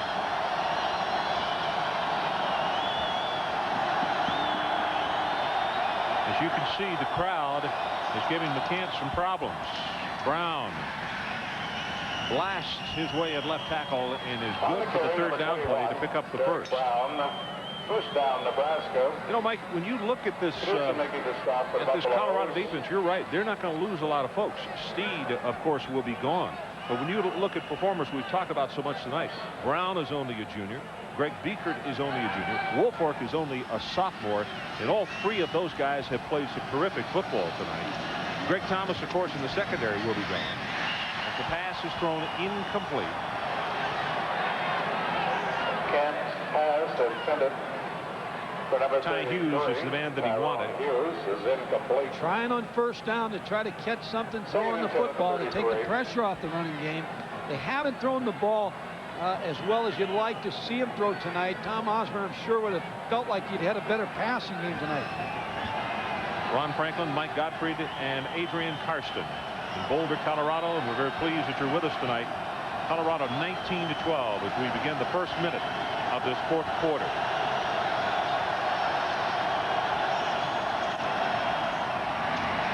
Brown banged at the line of scrimmage, fights his way off the tackle, but it's Biekert who made the hit on him. Woolfolk came up and also tried to help out. When Nebraska goes to the one-back set, Colorado goes to the 46 defense that Mike Ditka and his staff, the Bears, made so famous. But they're trying to pressure on defense in that set. You can see Biekert looking over to pick up the defensive call. He led this team and the Big Eight in tackles last year.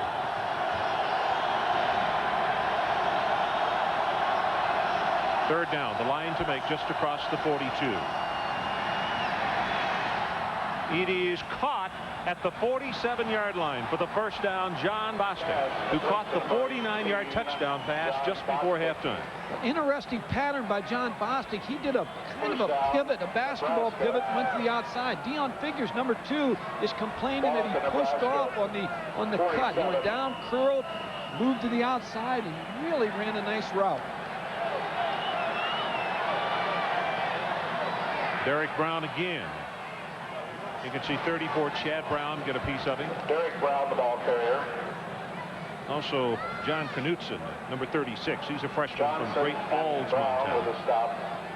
Ron, you look at this big Nebraska offensive line. Left tackle Lundberg is 305. The left guard Wiegert's 300 pounds. The 275-pound center Shields is 295. And Borbaum is 310 at right tackle.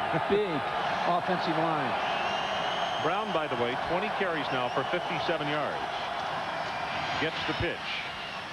Working hard, and they're going to give him forward progress to the 45-yard line. So it will be third down Nebraska, and they'll need about 2. Knutson and Hamilton combining on the stop. This is vintage Nebraska football. Colorado playing so tough on defense. Chad Brown, number 34, came up and met the fullback on that toss play to Derek Brown. Another third and short situation, 3rd and 2. We're about to go under 12 minutes to play in the ball game, and a very big one right here.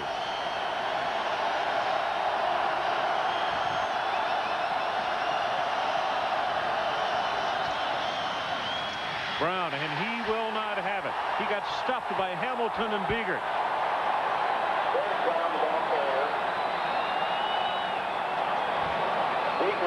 Well, what happened there, Ron, is Colorado, watch them move on defense. The defensive line on the slant. The middle guard took a side. The defensive end went inside. That freed up Greg Biekert, number 19, to meet Derek Brown in the hole and stop him from getting the first down. Tom Osborne is saying right now, hey, this is the ball game.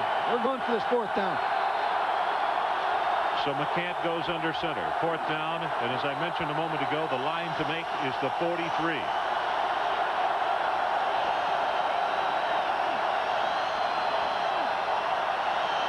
trying to draw him offside with a count. Yep. So there's a timeout. Mike Hankwitz wringing his hands on the far sideline. The defensive coordinator, he's got to be pleased. Well, a timeout called, and Nebraska brought the punt team to the sideline. Well, Mike, you normally do that if you're, or are you going to fake? You have to think a fake, but that's what Colorado's doing. They're playing with their regular defense in there. I think Nebraska will punt the football. Stiggy trying to keep those fingers warm. Chris Hudson in a lone safety for Colorado. Well, this is a great coverage kick. Very, very high. And a flag comes down. They did not give him a 2-yard catcher. And I think that's the reason the flag came down. Either that or contact was made, which I'd have to question that call, though. I'll tell you, he wasn't even near the ball. I know what you're saying.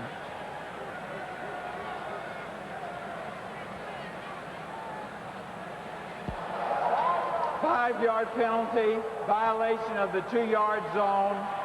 Receiver's ball, first down. Ron, I'm going to give you credit here. When I'm wrong, I'm wrong. There you see they didn't give him the 2-yard, but he was not even near the football. The football was 8 yards behind him. All right, Mike, was the timeout call worth it? With Nebraska burning the timeout in a ball game that is this close?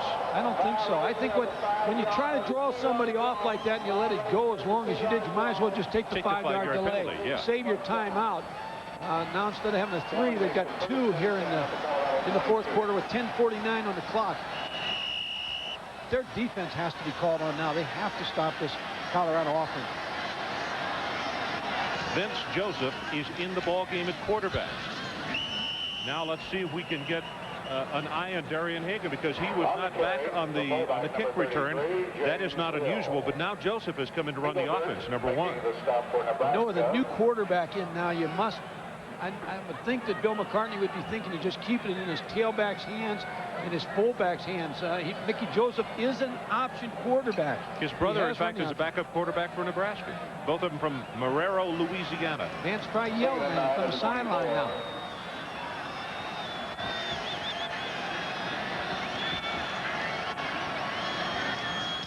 Joseph with the option play turns it upfield and will be stopped at the 29, and Colorado looks at a 3rd down situation, and they need to take it out to the 33-yard line. If I'm Nebraska, I have to be thinking that they're not going to throw the football now. Now, you could cross me up and throw it with a new quarterback. He says only in his 3rd play in the ball game. I have to figure it's either going to be an option or give the ball to the tailback. It would surprise me if they throw, but if they do throw, it would be a good call. But I think they keep it on the ground with a new quarterback only in his 3rd play.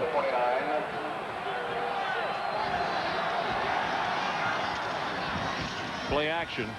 Joseph zips the pass, incomplete to Brown. Thrown just a little bit low. Well, they crossed me up. He was open, but that's the problem when you bring a quarterback in out of the cold. He's just not warmed up enough to throw the football. He threw it a little bit too low. But Brown was open. Number 87 in the curl route. Need to find out what happened to Darian Hagan. Yeah, we're efforting that, but because of everybody putting on the jackets over there, they're having a little bit of a tough time. But this is not the kind of game that you give somebody a breather in. No. Berger waiting for the snap. This is best kick of the night. That's Turner. Out to the 44-yard line. So let's take a break. Colorado 19, Nebraska 12, and the Huskers with good field position.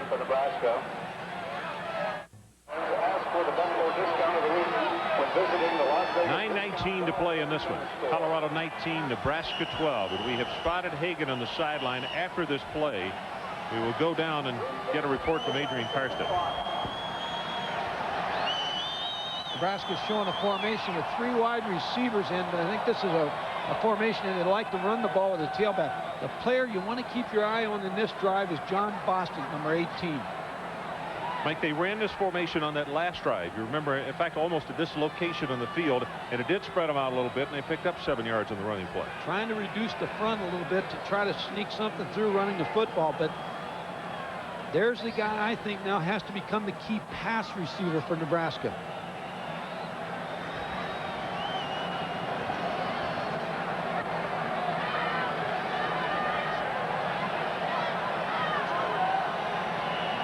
Sam Weiss started all these huddles near the ball. And Bengal coach.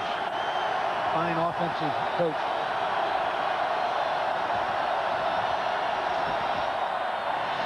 McCann. Well, had a wrong read. Let's go down to Adrian Karsten. Adrian, what do you have for us? Ron, Darian Hagan has suffered a concussion. Whether he plays anymore or not this game will be determined by Dave Burton, the head trainer at the University of Colorado. Obviously, everyone around here wants him back in, but a concussion is what Darian Hagan has suffered. Well, we talked about the hard hitting. You could see the blood in Anderson's head just a moment ago, but this is what he means to the team. The punt returns, passing yardage, and in rushing yardage. And I would remind you, this game has been so hard-hitting that now Colorado has lost every starting back. Fumble recovered by McCann. Made his own recovery, but they have now lost all 3 of their running backs, quarterback included, at one time in the ballgame. Tim Brando, what do you have for us? Florida State and Louisville, and Louisville's Herbert Henry will break free for 28 yards. And again, without the turnover problems at the quarterback position, Louisville would be tied in this game. As it is, they're down 12 in the third quarter. Well, Timmy, we could not hear you on that report, but Louisville making it tough on the #1 team.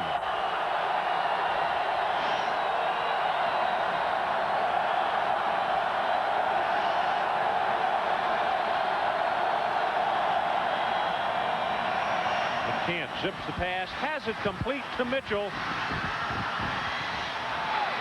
And he will be down at the 25-yard line by Bradford.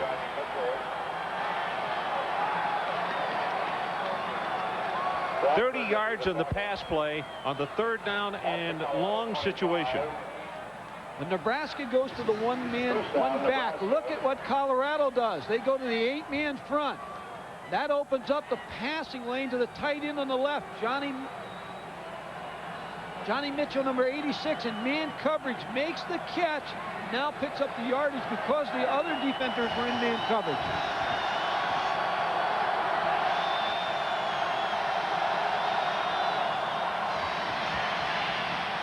Late pitch comes to Brown. Breaks by the tackle and again was one man from breaking it to the end zone. Eric Hamilton had him around the ankles. Both teams depending on the option in key situations. Keelan McCann had a little indecision before he pitched the ball to Derek Brown. Derek Brown tries to split the defenders right here. Tackled by Eric Hamilton. Brown now 71 yards on 23 attempts.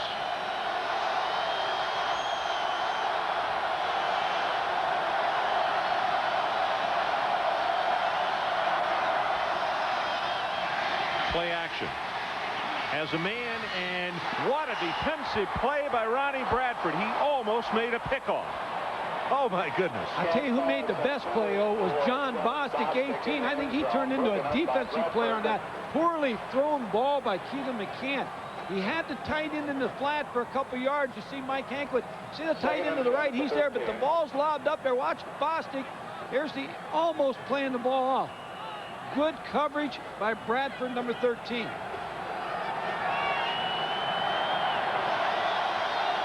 Tim Yonk checks into the ball game at fullback, number 41.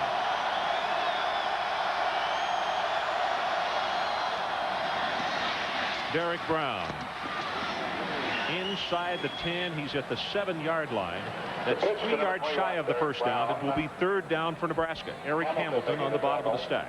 Well, you have to be impressed with Derek Brown. He's getting stronger as the game goes on. As you saw a little bit ago, he had 71 yards before that play. Just a toss sweep. Now, Tom Osborne has to be thinking. He's got a tough 3rd down call here, 3rd and 3.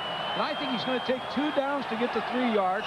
Then if he scores the touchdown with that much time left on the clock, if he can get the score before 5 minutes, he has to kick the extra point because it's a league game. Now you play the last 5 minutes to see who's going to be the Big 8 champion or take the Big 8 lead. But he has to score first, has to get this first down. 2 plays to get it.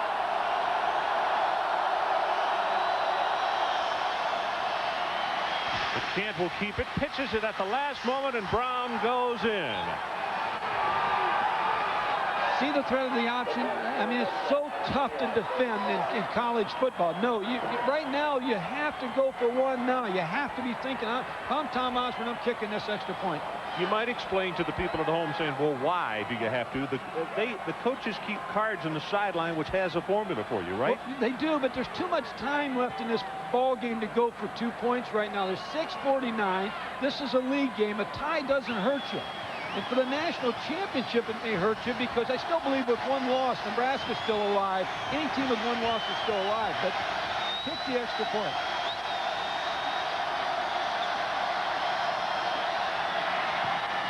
Bennett knocks it home. Woo, that was a little bit closer than maybe Tom Osborne would have liked. So let's go to break and look at that touchdown one more time. We are tied with 6 minutes, 41 seconds left in the ball game. It is Colorado 19 and now Nebraska 19.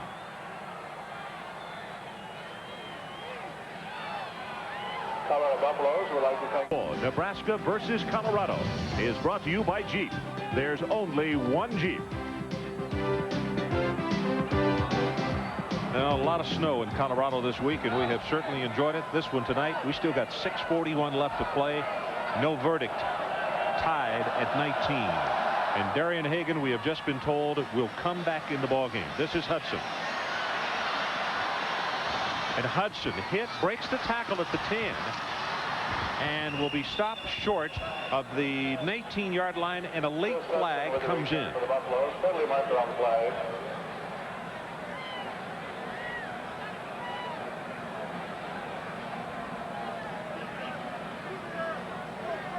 You know, Colorado's taking the walk back, so undoubtedly the Buffaloes know it is against them. And it's going to be a clip, so half the distance, and the Buffs take it over deep in their own territory. Now you turn it over to your defense. If you're Nebraska offensively, Darian Hagan back in the game. You just saw what he means to this team yardage-wise. When you look at Nebraska at halftime, they had 16 rushing attempts for 10 yards. They turned that around in the second half. Going to run back, half the distance to the goal, first down.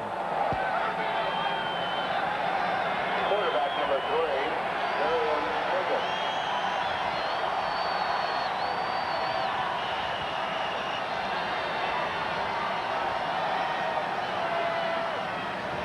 So the ball just shy of the 10-yard line.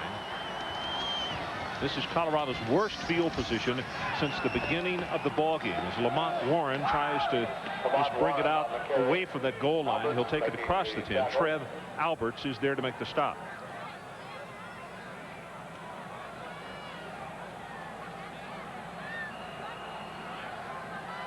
Second and 8. There you see the rushing yards, Ryan. 10 in the first half by Nebraska, 79 in the second half, 87 and 83 by Colorado. A little bit more like the Nebraska of old in the second half. Hagan with the play action, now going to have to run it, and he will be tackled. He'll wind up picking up yards on the play. As Raymakers caught him from behind, and let's see where they're going to spot that football. It's still going to be about 3 yards for the first, and a third down coming. So Hagan with a slight concussion, didn't know if he'd come back or not, but in the game this side, but they lost the tailback, they lost the fullback, then the quarterback. It's Charlie McBride, the defensive coordinator. He's a graduate of Colorado.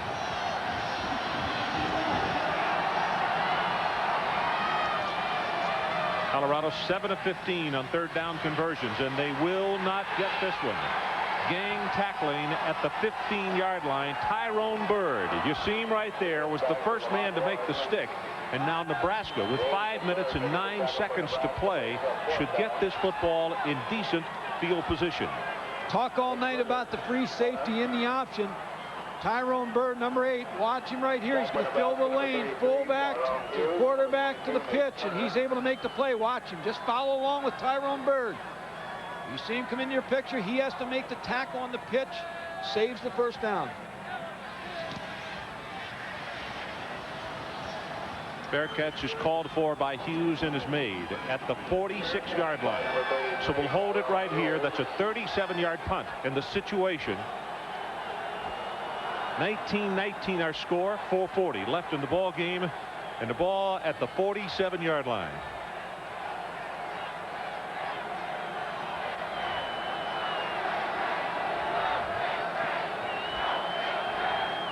Standings in the Big Eight, Nebraska and Colorado are perfect. Oklahoma with a 3-1 record. Still in it.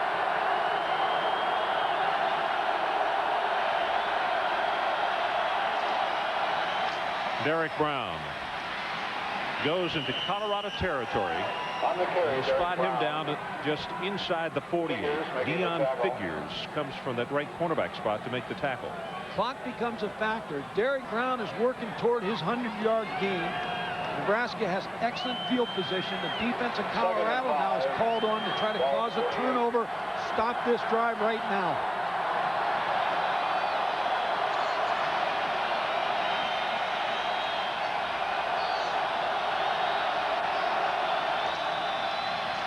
Brown again absorbs the lick, but is about 1.5 yards away from the first down at the 45.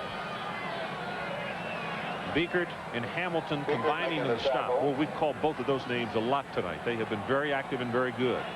Two outstanding linebackers. Now you're in a situation, this is a tough call for both coaches. If you're the offensive coach, I think you run the football here with 2 yards to go.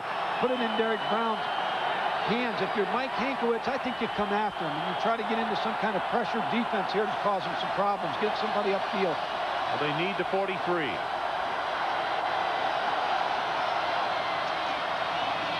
Derek Brown runs into his own blocker, and then Greg Biekert, he's there to put the stopper on him. And a late flag comes into the stack. On the carry, number 21, Derek Brown. There's a penalty marker on flag.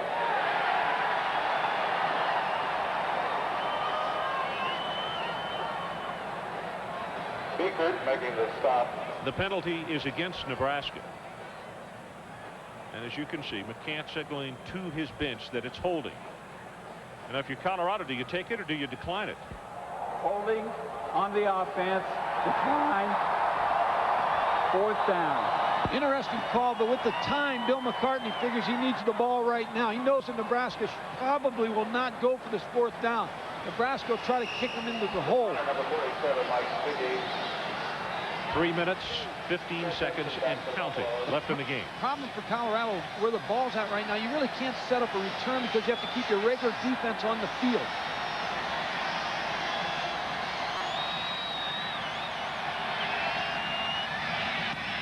Stiggy's punt off the side of his foot. And this one will take a Colorado, I beg your pardon, a Nebraska bounce. That thing went inside the 20 and out of bounds at the 15. So for his style of punting, not a good kick, but as it turns out, the results are excellent. Nebraska takes it over 85 yards away. He had that lucky bounce on that hard turf. That ball just took off. Colorado, of course, I meant, rather than Nebraska, taking it over 85 yards away. We have 2:54 to play in the game. Nebraska 19 and Colorado 19. Hagan will again direct the attack. Remember where they had a lot of success was the curl routes off of the play action behind the linebackers. You remember I talked about field position in the first half and how good it was for Colorado? The last 3, their own 22, their own 9, and now their own 15. Hagan flushed out of the pocket, and he will take it for the first down at the 26-yard line. Well, Darian Hagan talked with us. He went out with a concussion, and he talked with us yesterday about combating injuries. The coaches always tell me that I'm a tough guy. And, you know, you buy into that. You gotta believe it. Well, he believes it, and I think his coach believes it. He bought in tonight because he's out there playing. Had a slight concussion, but he's back. Being pressured, and that ball is knocked down. Engelbert, number 97, got a big mid up and knocked it down. And Hagan now being helped up by the Nebraska defense, but he went down hard under a rush from Alberts and also Raymakers. Well, I talked about the feelings between these two teams because of the rivalry, but I tell you, there's a lot of respect for both teams by each team. But the player who's really been a factor in this game for Charlie McBride, the defense coordinator, is Pat Engelbert, the middle guard. He's been so active tonight. He put the pressure on Darian Hagan. Visa players of the game will select one from each team coming up at the end of the ball game. That's in about 2.5 minutes from now. Tied at 19. Hagan sets the screen to the near side, and the tackle made at the 32, and that is an excellent move by Leggett. He reacted so quickly, Mike, to get inside of the blockers and make the stop. Well, you're so right. Tyrone Leggett, number 3, smelled the screen all the way. Watch the fake to the tailback. Now Lamont Warren sets up for the screen. Now watch number 3 come in the corner of your screen, just with a burst of speed to make that play and keep it to a 3rd down and 5 situation for the Buffaloes. Buffaloes need to take the ball to around the 37. Have to think this is going to be an option play with Darian Hagan. Oh, as he cracked and knocked down that Steve Carmer, and it's a good thing he was not executing the pitch, because that wouldn't have come close to the running back. They brought the strong safety, Steve Carmer, on the option to take Darian Hagan, and he stopped him. Now Nebraska, they may wish they had that 1 timeout back. They lost, but they have 2 timeouts with a minute and 30 yet to play. Tyrone Hughes is the deep man. Colorado's going to spend as much time as they can. Nebraska's going to try to leave it go and try to save their 2 timeouts. Best punt of the night for him. From the 37-yard line. Good coverage by the Colorado Golden Buffaloes as Greg Biekert, who has done it on special teams and on the defensive unit as well, is there to lead the attack on the tackle. But Tom Osborne is thinking about right now, he has to get his team down to about the 30 to 25-yard line and think about the field goal to win this football game. He has 2 timeouts left.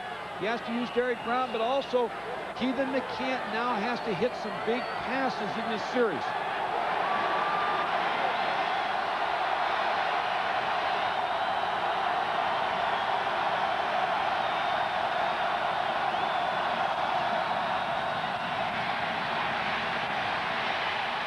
Got a lot of running room, and McCant will come to the sideline. Oh, he made a mistake, Mike. He took it back to the middle of the field. He could have come out of bounds, stopped the clock, and picked up just as much yardage. Big mistake, but the clock will stop because the chains will be moved. He has to just be ready to call the play as soon as the ball's put into play. He's still about 15 yards short of where he needs to try to get the field goal to win this game. With 56 seconds left on the clock, now it starts ticking away on him.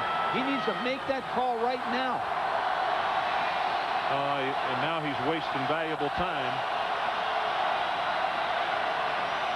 Fakes it to Brown.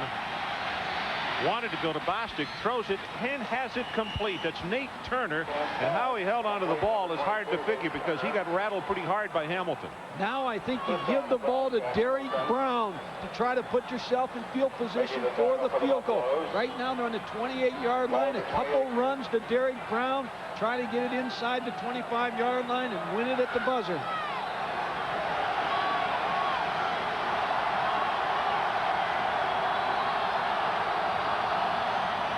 Brown off the right side, goes to the 24, now the 23. Greg Biekert grabs him to the ankles, and the clock is stopped with 22 seconds to play in the ballgame. So let's take a break. 22 seconds left. Colorado and Nebraska tied at 19.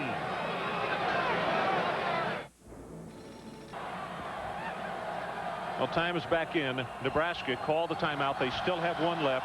Brown needs 3 yards to hit 100 yards for the 8th consecutive game. They got to go to the left to set up the field goal. Brown gets it, and he's going to be hit. He will have 2, but he will not have the 3rd yard. Most importantly, they get it toward the middle of the field for Bennett and the field goal attempt. Nebraska will let the time run down to 3 or 4 seconds to call a timeout. They'll make the timeout call right now. Now, if I'm Colorado, I think about going over the sidelines, get a good punt or get a good field goal block ready. As soon as Nebraska comes out to line up, I'm going to use my timeout. I'm going to try to ice this kicker. So the attempt is going to be about 41 yards. Bennett this year, his longest is 37, I believe. That's what I have on my notes, 37. Gatorade, IBM, Public Service Company, Storage Tech, Subaru of America. Tonight, he kicked him from 27 and also 35. Ron, if you're Tom Osborne and your staff, you have to feel good about the game plan. Bill McCartney also, but when you're on the road, the one thing you want to try to do is put your team in a position to win at the end. Perfect position. They're in a position to win it right now. Man's been knocked a lot over the years. He's 177-41-2. I don't know what more he could do. And he's lost to good teams. When people say you don't win big games, in 91 he's lost to Washington, a pretty good team. 90 he lost to both national champions, Colorado and Georgia Tech. 89 he lost to Colorado. The team won the Big 8 in Florida State. I think it's unwarranted. I think he's a fine football coach, and put himself in a position to win. And the person on the other side, Bill McCartney, has done a great job in building this program.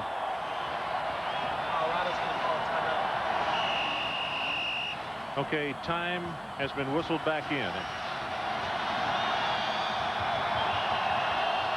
Bennett. And now Colorado calls the timeout that we expected, and they'll try to put a little bit more pressure on Byron Bennett.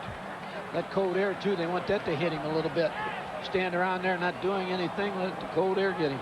Well, tonight's Visa players of the game are from the University of Nebraska. Pat Engelbert, 8 tackles, 6 of those solo, and had 1 pass breakup. And for the University of Colorado, Darian Hagan, 241 all-purpose yards and 2 touchdowns. As a part of their continuing effort to further the development of amateur athletics, Visa is proud to donate $1,000 to each of these universities and $1,000 to the U.S. Olympic team on behalf of these athletes.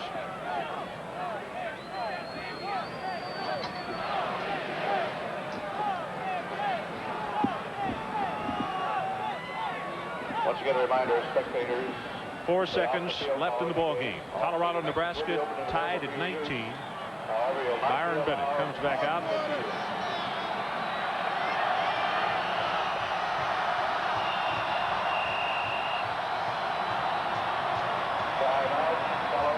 Colorado's using another timeout. I tell you, the term ice a kicker is what's always used. But Mike, the forecast for tonight was for it to go between 2 below and 5 below, and I think we're somewhere in that vicinity. It was 0 back at halftime. So you literally can get icy. I mean, that kid is over here working his leg and trying to stay warm, loosened up. I mean, this could be very critical as far as him just having fluid motion. As a kicker, this is something you practice for. This is something you prepare yourself for. The Big 8 lead. You have Oklahoma with 1 loss. You can put a loss on Colorado. I mean, this is something you dream about. You want to be in this position. And on top of all of that for him, it would be a career long if he should hit it. The other thing that's a little bit of a problem is a lot of snowballs coming out of the other, trying to put some ice on him with some snowballs. Well, he went over to the heater. You could see him down there. Great shot, guys. They have 1 more timeout, Colorado. And they just spent it. Yeah, Colorado has just used that 3rd timeout.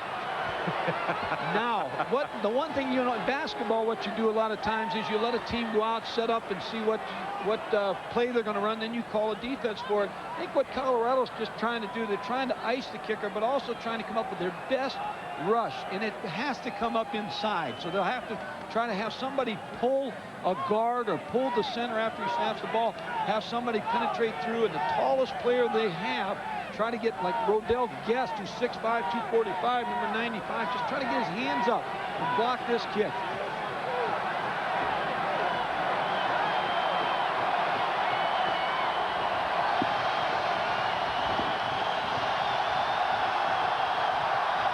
The Colorado defensive players asking the fans to help them out.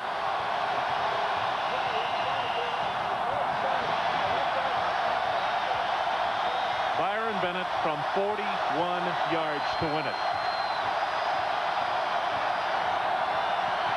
It is blocked.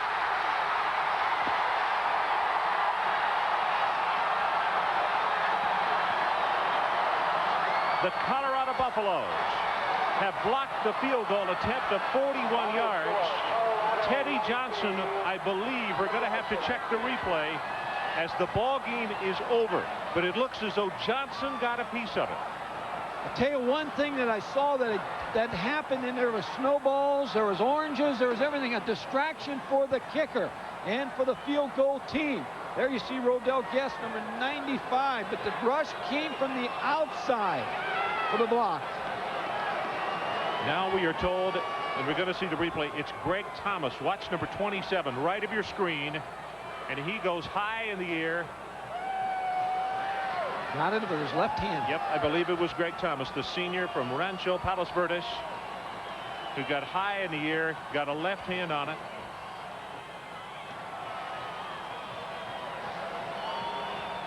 University of Colorado 1991 Golden Buffaloes appreciate your fine support Byron Bennett here this evening.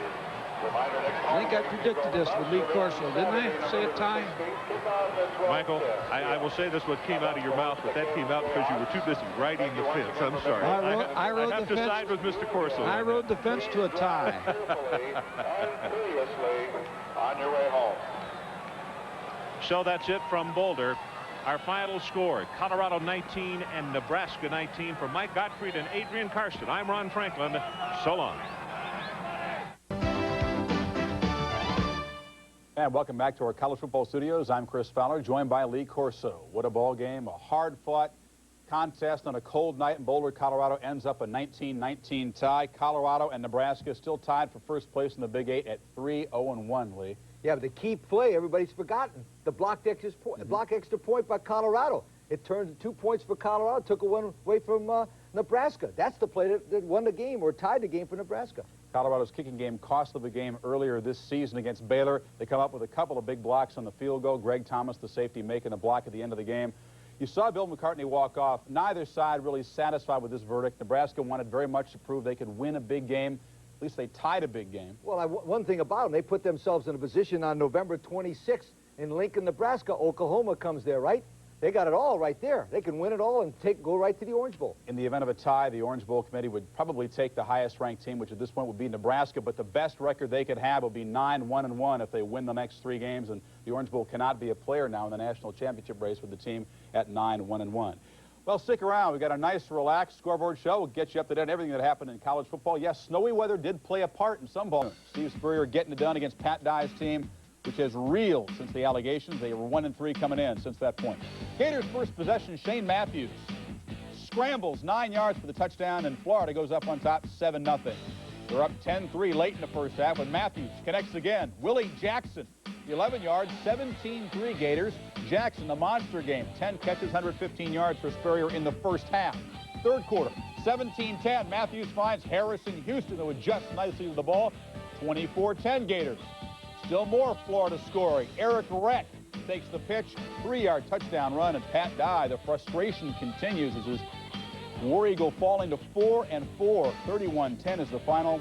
Matthews also ran for a touchdown to go with the 2 touchdown passes. Matthews, an outside Heisman candidate. You see the numbers for him, 264 yards on 20 of 36 and the 2 touchdown passes to go with the 1 running. Big ball game, the world's largest outdoor cocktail party.